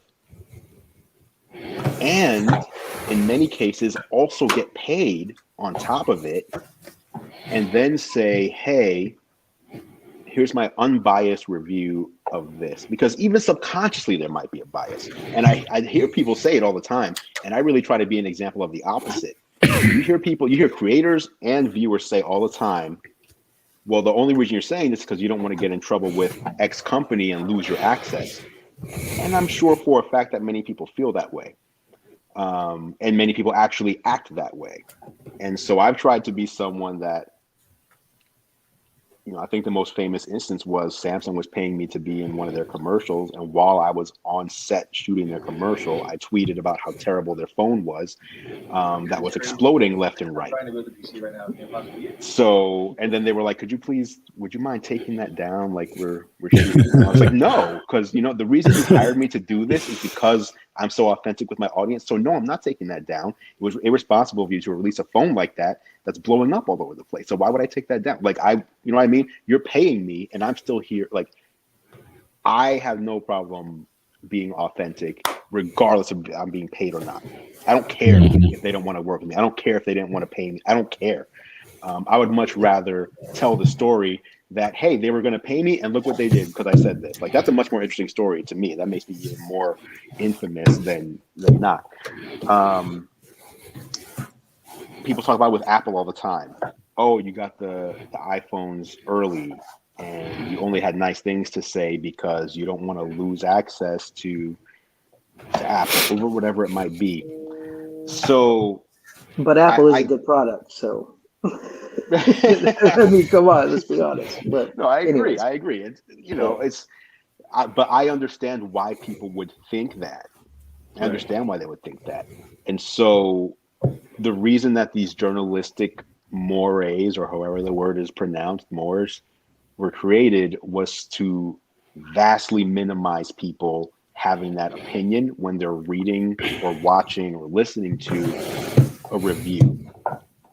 These journalistic ventures, newspapers, whatever, they want it to be very clear what their policy is and very clear up front that we're not being paid in any way from what you're seeing or listening to or reading. We're not keeping devices. We're not getting direct payment. We're not even being sent. We're not going on trips that are paid for. We're not accepting dinners. We don't get Christmas card. Like I tried to send Apple, like I try to send Christmas cards out to brands I've worked with over the past year. I try to send cards out to the contacts that I have. Right. And sometimes I put like a $10 Starbucks gift card or something like just like something in there. When I sent it, like Apple was the only one that wrote me, and they were like, and it wasn't like Tim Cook or anything, but like people at Apple. They were like, "Thanks for the cookies, man." Right? But they were like, you know what? Unfortunately, I need to give you the code on the back of this card. I can send the card back to you, or I can give you the code. We cannot accept gifts from journalists that we work with. We can't accept corporate gifts. America. They don't mess around with that. I know, Right. like with my 9 to 5, every year I have to go through an online training about, what's acceptable, what's not acceptable, what gifts, what not. You can't gift this, and it's a big thing. And I think that's where a lot of the when you have persons from corporate America seeing that YouTubers are getting items, they look at that like that's no bueno. So and it's a fine line. I don't know what the right answer is, but giving of gifts, or even if you have a client and you want to give them tickets to a ball game, you can't do that kind of thing. That's right. Yep. So Right. so it's crazy right now. The right answer, in my opinion, is you loan it to us and then we send it back. Like that's it. No doubt. Now here's the But thing: now Viper- if there's anybody Viper that did doesn't like it, then if you don't like it, because I know there are people I would say that to, and they would be like, "No, I want to keep it though." Then that is a payment. Then you got to That buy is a it. payment. That is payment. Oh yeah, If you that's want a, it, you that's should a buy payment. it. But now Viper brought up a point. What's that? He was talking about, in this day and age of COVID that we live in, can you, do they want it back? Right. It's, and you got to have somebody that cleans it and refurbishes it and all that kind of stuff. Is it cost effective? Right, I understand that, but that's obviously a special. That's obviously a special circumstance. True. I totally understand that point, especially if it's something like the only thing Apple hasn't asked for back is like earpods. Like, why would you want this back? It's like been in my ear. It makes sense. But other stuff is like a loan, and I have no problem with that. But I do know people that when it's a loan, they're like, "Oh, I can't believe they want this phone back. That's like, why is it crazy?" Oh, they want it back. Right. They have it back, no doubt. Yo, yeah. Yo, T, I know you got to head out, man. So I appreciate you hanging out. Man. Thank you. Yeah, I'm gonna roll out, man. Andrew, Ace. Hey, y'all be easy. Andrew, get your mind together, man. Come to Vid Summit, man. All right. Take care, man. I'll holler at y'all, man. I'll holler at y'all, man. Be easy. All right, T. All right, so Andrew. Here's my thing, Andrew. If you all or some people think that it's or it could be conceived as unethical for us to get products and not send them back, in the same breath, it's unethical for these journalistic publications to get early access to these devices when other people don't? Well, there's only a limited amount of them, right? So Apple can't give 1,000 people like the iPhone and manage that appropriately. So the reason for the early access, so the early access doesn't make you. So let me just be clear. The early access doesn't make you. You earned the early access. Apple doesn't give you early access and then you become a sensation. You've done the work and got on their radar to where they say, okay, this person is trustworthy enough and fair to be included in our review program. So you've done the work to earn that and not the other way around. So, for example, if they send something to The Verge, I find it inconscionable, whatever the word is, for a creator to say, that's unfair. The Verge got this and I didn't. The Verge earned that. The Verge earned that a long time ago. The Verge has been here for a long time. And obviously The Verge is comprised of human beings. So I think sometimes people forget that. because one year could be Dieter's writing a review, and next year could be Nilai's writing a review, and those are two different people, two different opinions.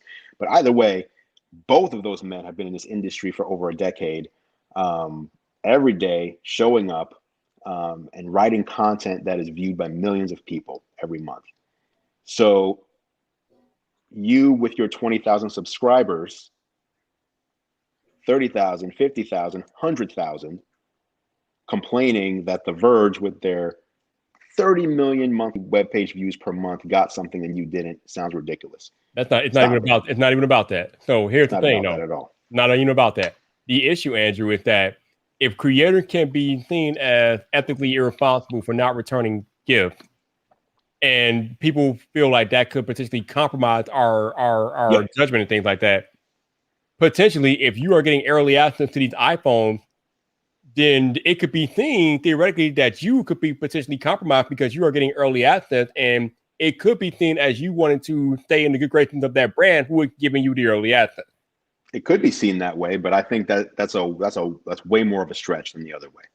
It's way more of a stretch. I don't think so, buddy. I'm just telling you, it's way more of a stretch, and the reason you can tell that it's way more of a stretch is because that sentiment is way less.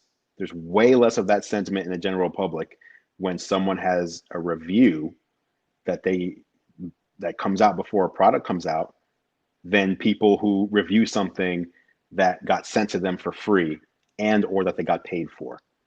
No one, go into the comments if you want to compare how many comments on your average YouTube channel are calling out someone's review because it came out before the product was released. So let's say the iPhone reviews drop 3 days or 4 days before the iPhone comes out. Go into the comments and see how many people are complaining about that. And then compare that to comments where someone got paid to cover a product or even just got something for free. Go compare it. You will see night and day. I see it all the time, night and day. If I got something at no cost, people are complaining, oh, well, it's because you got that for free. That's why you're saying it. I never see, oh, it's because you got it early. That's why you're saying. I never see that, ever. I've never seen that one time. Now, I understand that it's the conversation we're having, but I'm talking about the general public. The general public trusts those early reviews. Why do they trust? No one says, oh, I can't trust the Wall Street Journal because they have a review and the phone's not even out yet. No one says I can't trust USA Today because, or the New York Times because Apple trusted them to get them this phone early in order so I can read about it before I make my purchasing decision. People trust those reviews.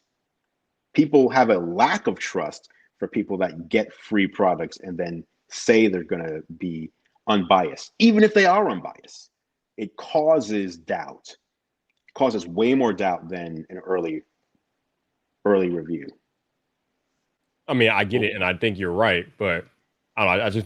I kind of feel like I just think like content creators in general are treated unfairly in that aspect. I mean, I get it, I understand the apprehension, but I think even if the general public and even with the traditional media, I think it's like overblown, like completely overblown as to how people feel about content creators who give access to devices and early or get devices sent out and things like that. But I don't think it's content creators. I'm talking about anybody. I'm not talking about just I'm not making a separation or distinction because again, today this is happening all over the place, on both sides. So I'm not talking about content creators versus anyone else. I'm more talking about the practice, the practice itself. Yeah, but I'm talking about content creators because that's what Walt Marper, he literally alluded to YouTube reviewers in his tweet. So that's what I'm talking about. But I got you. Okay. I got you. That I didn't know. I didn't see the tweet, but the practice itself is what I'm against. Gotcha. Okay. What were you about to say? So what I can lend to it is the issue that I see that happens, and I've seen it in my comments, I've seen it in interactions with other people. Anytime you have someone that's the face, right? When you have the face of a YouTube channel, and let's say it's an independent person, that is where the most accusations of your bias, they paid you, yada, yada, such and such. And I'm like, well, what do you guys think about another company or a news outlet that talks about something? Well, that's different. Why is it different? Because I trust them. Exactly. Why do you trust them? Because they're established. Okay, other people are established too, but it comes back to people's innate fear that they believe it's more possible for this one person to be pulling the wool over their eyes than a company. Like there has to be this magical separation, and it's the same thing. Like if if a company takes $50 out of your pocket, a lot of people will just turn an eye to it. They're just like, oh well, there's nothing I can do. Oh well, it's a company. What can I do?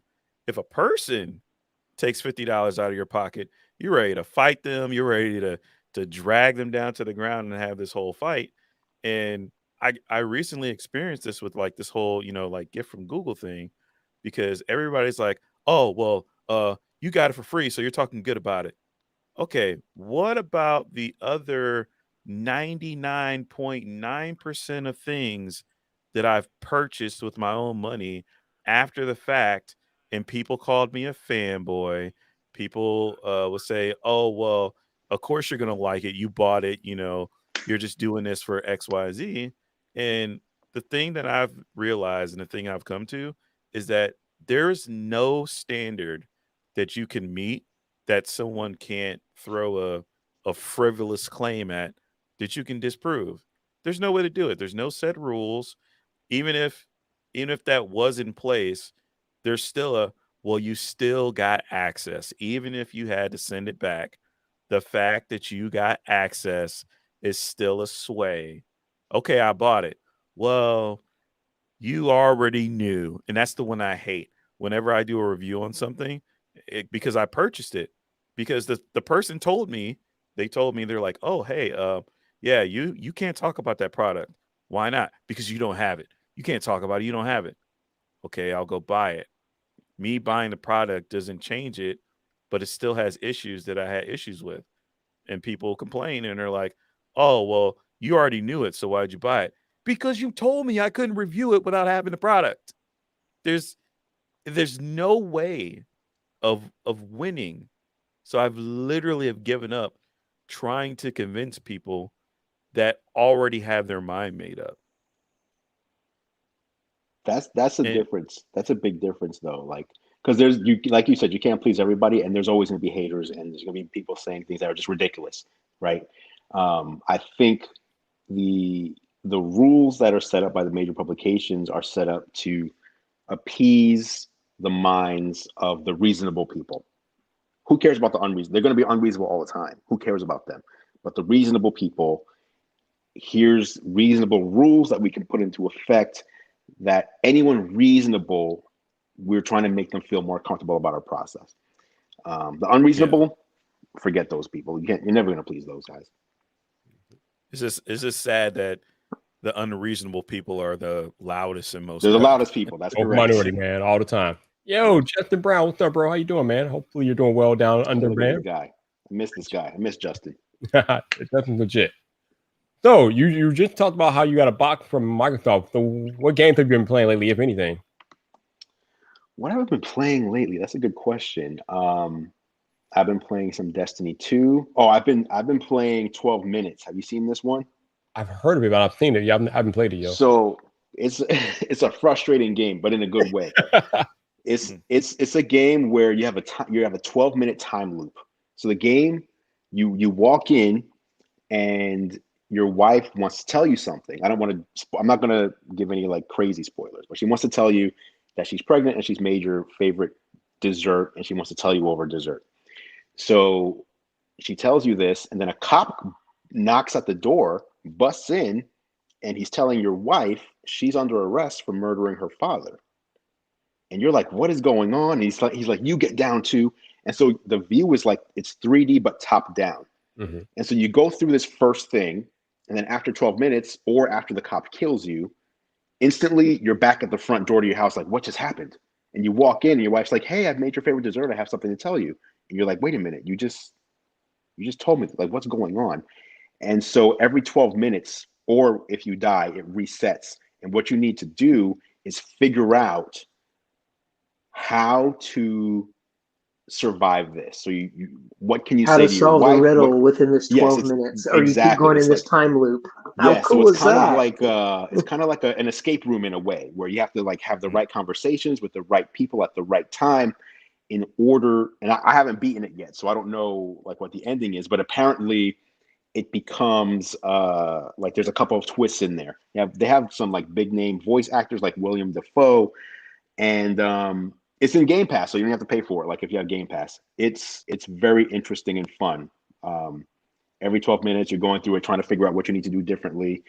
So that's been the main thing I've been playing. I do want to get into Psychonauts 2 because I never played the first one, but I've been hearing from so many people that this is like a game of the year kind of game contender, and that's on Game Pass as well. So I'm going to get into there. And now that we're like, whenever we come into like the September timeframe, I'm always looking forward to NBA 2K. So the next NBA 2K, 2K22, very excited for Friday, that. man. Next Friday. And yeah, and then obviously Halo. Bring on Halo. Yeah. I think Halo gonna just crap all over Call of Duty this year. Nobody's been playing Call of Duty this year. Yep. So was there something new with Destiny 2? Because I know Destiny 2 has been out for a while, but Destiny. So what they do is they do seasons. So I think it's every 3 months, they kind of refresh the game or add a new world or add a new component or switch up the weapons. So you can still play previous seasons if you get the game, or that's also on Game Pass, so you can just play it there. But every time there's a new season, there's always something new and different to do. So they have a new. It's not out yet, but it's coming, I believe, in just a couple weeks. It's going to be the new Destiny 2 season. cool. What about you guys? What have you guys been playing? I've been going back and forth between Madden 22 and MLB The Show 21. Still on that one. Yes, I love that baseball game. Ever since I got my iPad Pro and connecting it with a PlayStation controller, I've been playing Call of Duty Mobile.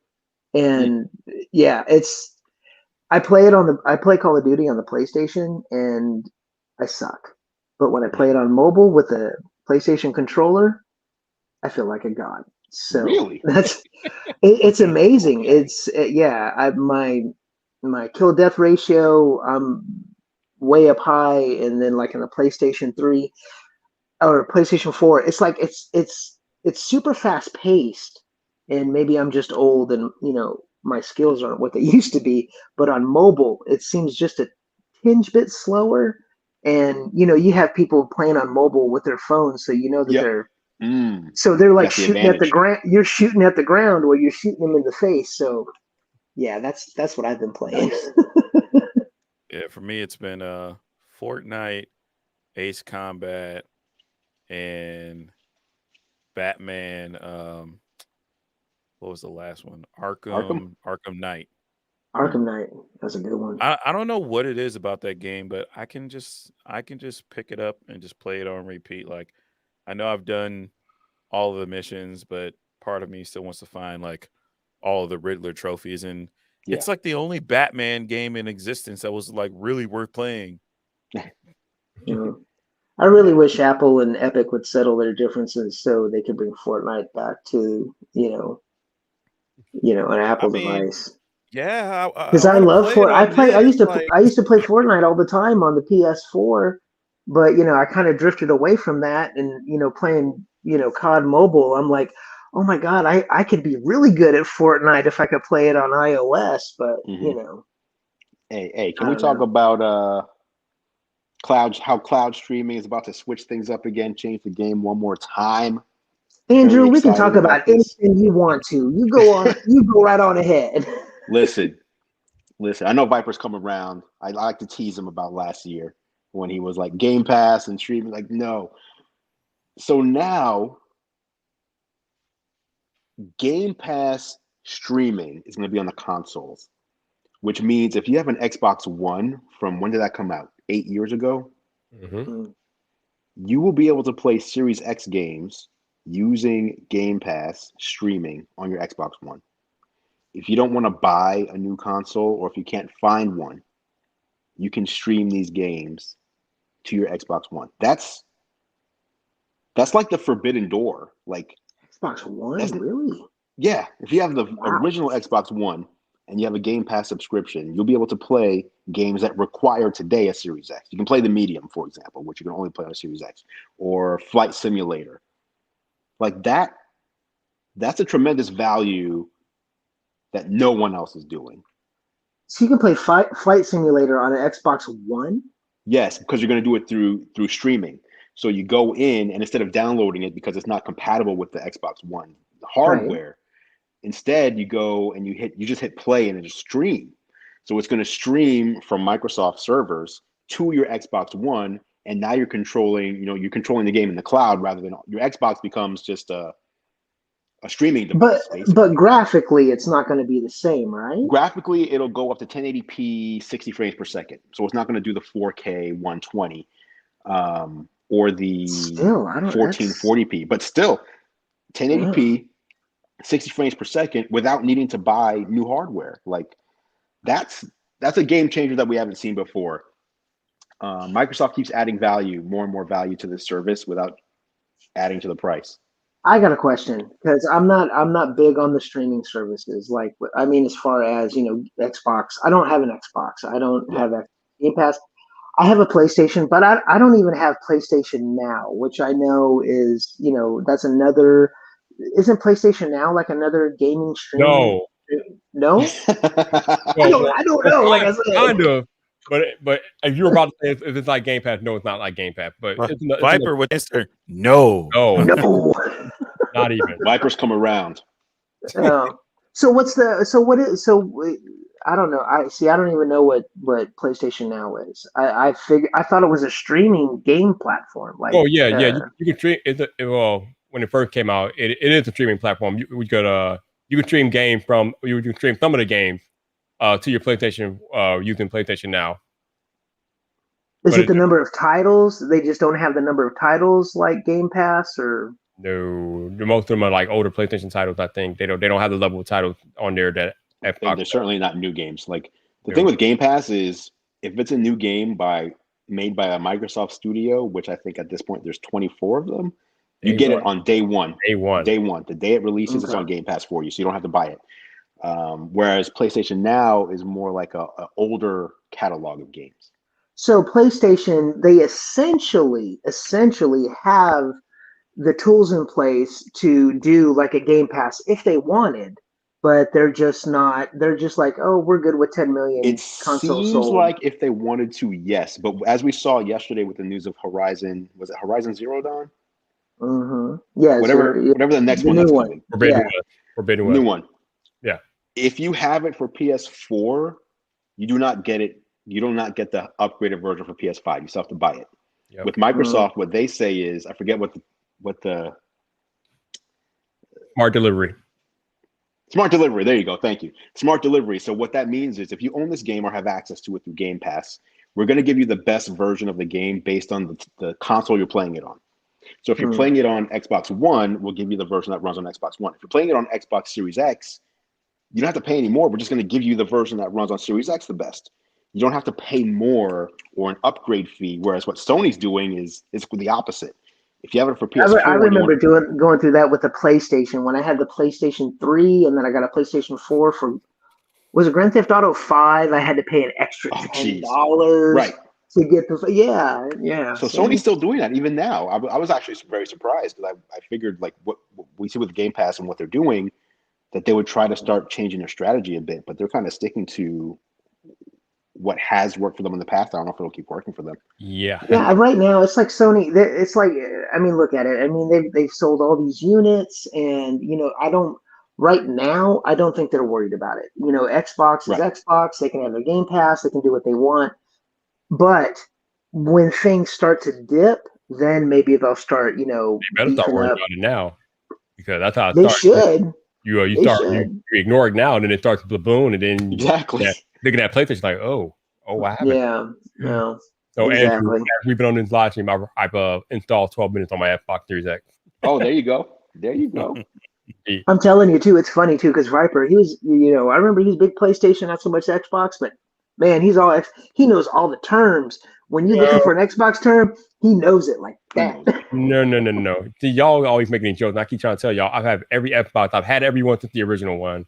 What I said, and I stand by, is that Xbox didn't have the caliber of games that PlayStation had. But with Game Pass and what Microsoft was doing with Game Pass, they are literally changing the way we buy video games. It's a game changer. It's definitely a game changer. Yeah, and if PlayStation doesn't come up with an alternative by next console generation, I don't know how they're gonna look for them. Next generation, that's a long time from now. That's too long to wait. That's too long. I think they need something in the next year or something. Oh wow! I think like with PlayStation now, like I said, I think they've got it in the works to get maybe to the level of Game Pass, but they're not worried about it right now. Their consoles are selling out constantly. Right. So they're not worried about it at this time. Every console they make is sold. So yeah, 6 months to a year when things start to dip. Okay, now we can go ahead and do, subscription services and really do all that kind of stuff. But right now, nah, they're fine with what they got going on. Yeah.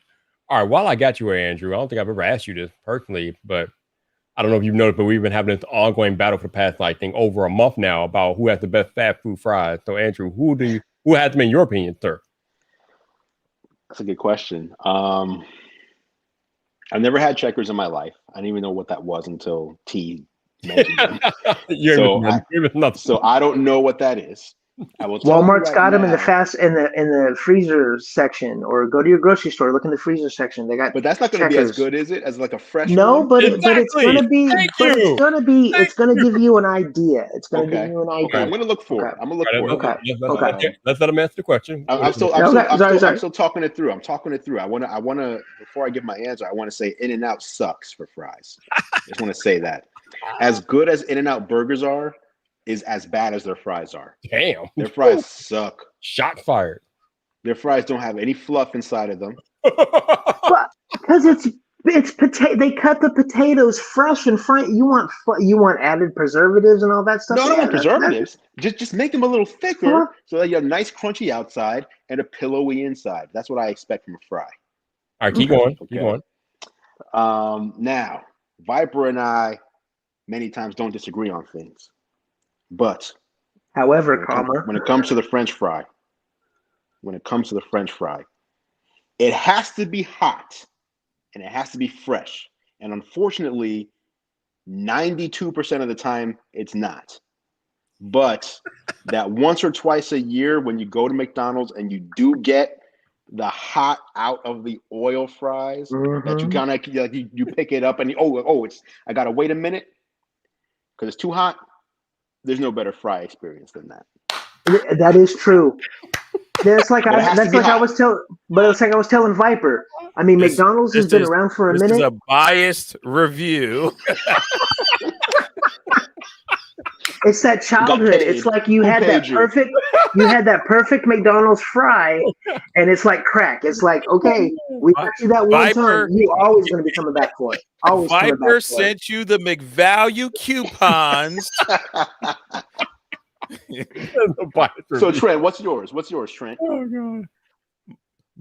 My favorite. This is going to sound kind of silly, but my favorite fries are the ones that are made at Cracker Barrel. I never even been to a Cracker Barrel. Because Cracker Barrel, they're more of a home style type cooking, like old fashioned type cooking, and they have they are like the thicker fries. They're not like potato wafers, but they're fries, and legit those things you can eat them hot or cold, literally. I don't know what it is about that fast sounds impossible. Food. Really? What are you talking about? For cold fries and it's still good? Because they're thick. So the problem with thin fries is that obviously they don't retain the heat. Right. If you don't eat them fast, they dry out quicker and they shrivel up. When you thick cut fries, even JoJo fries that you get, from like chicken spots or whatever, those still have a good amount of potato still in them. So even after you fry them, it's only the top layer that's being fried. It's not the complete inside. Like the inside is more like a steamed potato. Yeah. So it kind of becomes like a baked potato. in a sense, and you can always, reheat That's up a true. baked potato. And those thick cut fries, you can either eat them hot if you like them hot, or you can let them cool down a little bit, but the center is still warm, and it's like eating a potato. Like, you don't think of it as a fry. You think of it more of as like, like a thinner potato, but it still tastes good. And I can't think of a time that I went there and they made those type of fries that they were ever bad. Now there's only maybe like a handful of like bars and burger spots that can make them just as good consistently, but they're like the thick potato fry. Like steak Those fries. to me are like, I can eat those by themselves. I can have salt on it. I can eat it with nacho cheese. I can eat it with ketchup and I could be happy all the time. But the thing with like I said, the fast, I hate it. This is going to sound weird because I used to be in the military, but I'm at the point in my life now where I hate eating things fast. I want to enjoy. This man's trying to savor. Yeah. Savor the flavor. Because I used to do that. Like when I was in the military, it was like just shove it in your face and go run out to the flight line. But you do that for so long, you're just like, oh my God. And then I'm also the type of person, and my son is this. He's the exact same way. I hate having my tongue burned. Like it's not like. Wait, who likes that though? Who likes that? Some look. I've been on the internet for a long period of time, and there's things that I've learned about people that I didn't think was the thing. Some people like to dress up as sheep and run around and pretend to be sheep, and they get a kick out of it. Oh, but like, okay, for example, my girlfriend, right? She will not enjoy the food unless it is literally like piping hot. Oh, when I say piping hot, like if I put it in my mouth, it's gonna burn my tongue. I'm going to feel that irritation for like the rest of the day. For her, it's like, it's got to be that or it's nothing. Like she has to see the steam come off of the pizza. And that's her level. And I accept crazy. it. Like my dad was the same way. It's like whenever you'd bring him something like fast food or something or coffee or anything from anywhere, microwave 1 minute. Because it has to be extremely hot. I'm like, how do you even taste it? It's so you have hot. Taste buds anymore? You singed off your taste buds. I'm telling you. Yeah, yeah, it's crazy. But that's the thing is, a lot of times I'll get stuff like that where it's like, okay, I needed to cool down a little bit, and I'm not even talking about like 10 minutes, 5-10 minutes. I'm not like, look, give me like a minute or two, okay, just to that point. And there's some food out there that literally after about a minute or two, it just nosedives. It just starts going off a cliff. And then, with that whole COVID thing, a lot of times, a lot of the places, like we had curfews and stuff. And, if you want to get something, you have to get it delivered to you. Yep. And, God forbid that someone has to, and this is, you live up north, so you know about this. It's not a problem down south. In the winter time, any sort of food that is heated up, unless they keep it perfectly sealed, is automatically going to lose temperature. And when you sit there, you go through Uber Eats and you pay all that money and you pay the tip and you finally get the food and then you bite into it. It's just like, look, yep. If your food is not good after 10 minutes, it was never good food. I'm sorry. It's just funny. Although sometimes myself, the only exception mind is cold ice food. cream. The only exception is ice cream. Ah, there you go. Yo, Trent, where's the little one tonight? Like, there's nothing unusual. Oh, bro, you missed. He's off eating the $6 plant. Oh, so one. Wow. So I was streaming earlier, and the stream's unlisted now, but I'll get to like the timestamp for you. You got to watch the 10 minutes of hell that kid just put me through. Oh, I mean, not in a bad way, as in like, oh my God, not perfection of trolling. Okay. Like I've never been trolled so hard in my life. Like he literally saw this and was trying to grab it and steal it and do all this other stuff. He wanted to And eat it. it was just Check this out here, y'all. We got check this I got a out. lot of dogs out here. Come Oh. here. They're trying to see you now. This is Beyonce. People know you. People know you out there. That's This is amazing. Beyonce's daughter, Blue. Whoa, this is Blue Ivy. Wait. Did you say that's our daughter for real? Yeah, this is Beyonce's daughter, Blue Ivy, just like the real Beyonce's daughter's name is Blue Ivy. Wow. Yep. And then we got J-Lo over there. Your dog names are cracking me up, man. Oh my god, it's too funny. Oh man, Andrew, how are you feeling about CM Punk and AEW, man? Man, I mean, what a moment, man. It's if you're into wrestling and you know the behind the scenes and the in front of the scenes, you know, when this man came out on TV and for the first time in 7 years and just kneeled down and there's just tears in his eyes, right? Like, for something that people make fun of as fake, such a real moment of I never thought I'd be back here. Never thought I'd be back in front of people like this. And you know, here I am. And then his speech, which was so clever, the way that he dissed WWE by not mentioning them at all. Yep. He was like, I left pro wrestling in 2005, which is when he went to WWE. So he was an independent wrestler. He went to WWE in 2005. So what he's saying is that's not pro wrestling. So that's when I left. And then he's like, today I came back. So the whole stint in that company, he skipped over just by saying that wasn't even wrestling. Don't even worry about that. And so, yeah, I think it's really interesting, pretty exciting. He's 7 years older now. So that's kind of, you know, the older you get, like you don't get better athletically, you get worse. Right. So it'll be interesting to see like how he does this weekend. Is his first match back. But you know, the reaction that he got when he came out in the United Center in Chicago was like Michael Jordan-esque. And that's the sound of like a real superstar. And you never hear that sound on WWE TV these days. So no. So very you were here in interesting. Chicago? Were you in the building? I was not. No, I was not. I wish I was, but no. I was on. Yeah, just watching that reaction, that was the real. I mean, that doesn't happen much. Like, you know, that doesn't happen at all on WWE TV anymore. Mm-mm. Yep. You need someone like The Rock or something. Yep.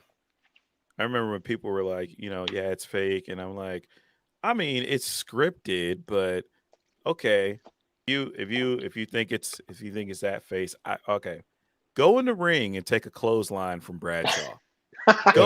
go take a clothesline from that man. There is no faking that dude running at you. Like, I'm not even talking about young Brad. I'm talking about JBL. Because sometimes I go back and I'll watch, you know, like from, you know, 6 or 7 years ago. That man was still hitting people with as hard as crazy velocity, and like, you know, you got sometimes, you know, people will sell, like they'll jump up and then he'll hit them and they'll flip. But I'm talking about the people who didn't know how to sell, and he was just like, bam, and you're just like, right. If you don't know how to sell, I'm about to make you sell. Really, definitely. Yeah, I do hit him. He'll hit him hard. Oh yeah. Just the and the other one that used to, it hurt me. I felt this inside because when I was a kid once, I hit my dad in the face and I really pissed him off, and he smacked me in the back with his open hand. Whenever I see Big Show take that huge catcher's mitt of a hand, he takes it all the way up here and goes like that on someone's chest, and you hear that smack and it echoes throughout the arena. You can't fake that. You see the dude walking around with this huge giant red spot. And I'm like, bro, no. That is the worst. Absolutely not. That is the worst pain. Yeah, you can't. Yeah, I'm with y'all. You can say that wrestling is scripted, of course, but it ain't fake. Like, them hits are real. Like, and them injuries are real too. Holy God, the injuries. Oh, for sure. Yeah, but it's always funny when someone that tells me like it's fake and while they're wearing like their Avengers T-shirt or something. Like, you think like Doctor Strange really did like you can enjoy things that are scripted and not real. Like that's the majority of what entertainment is. So Yeah. Another one was when Lesnar dropped Braun.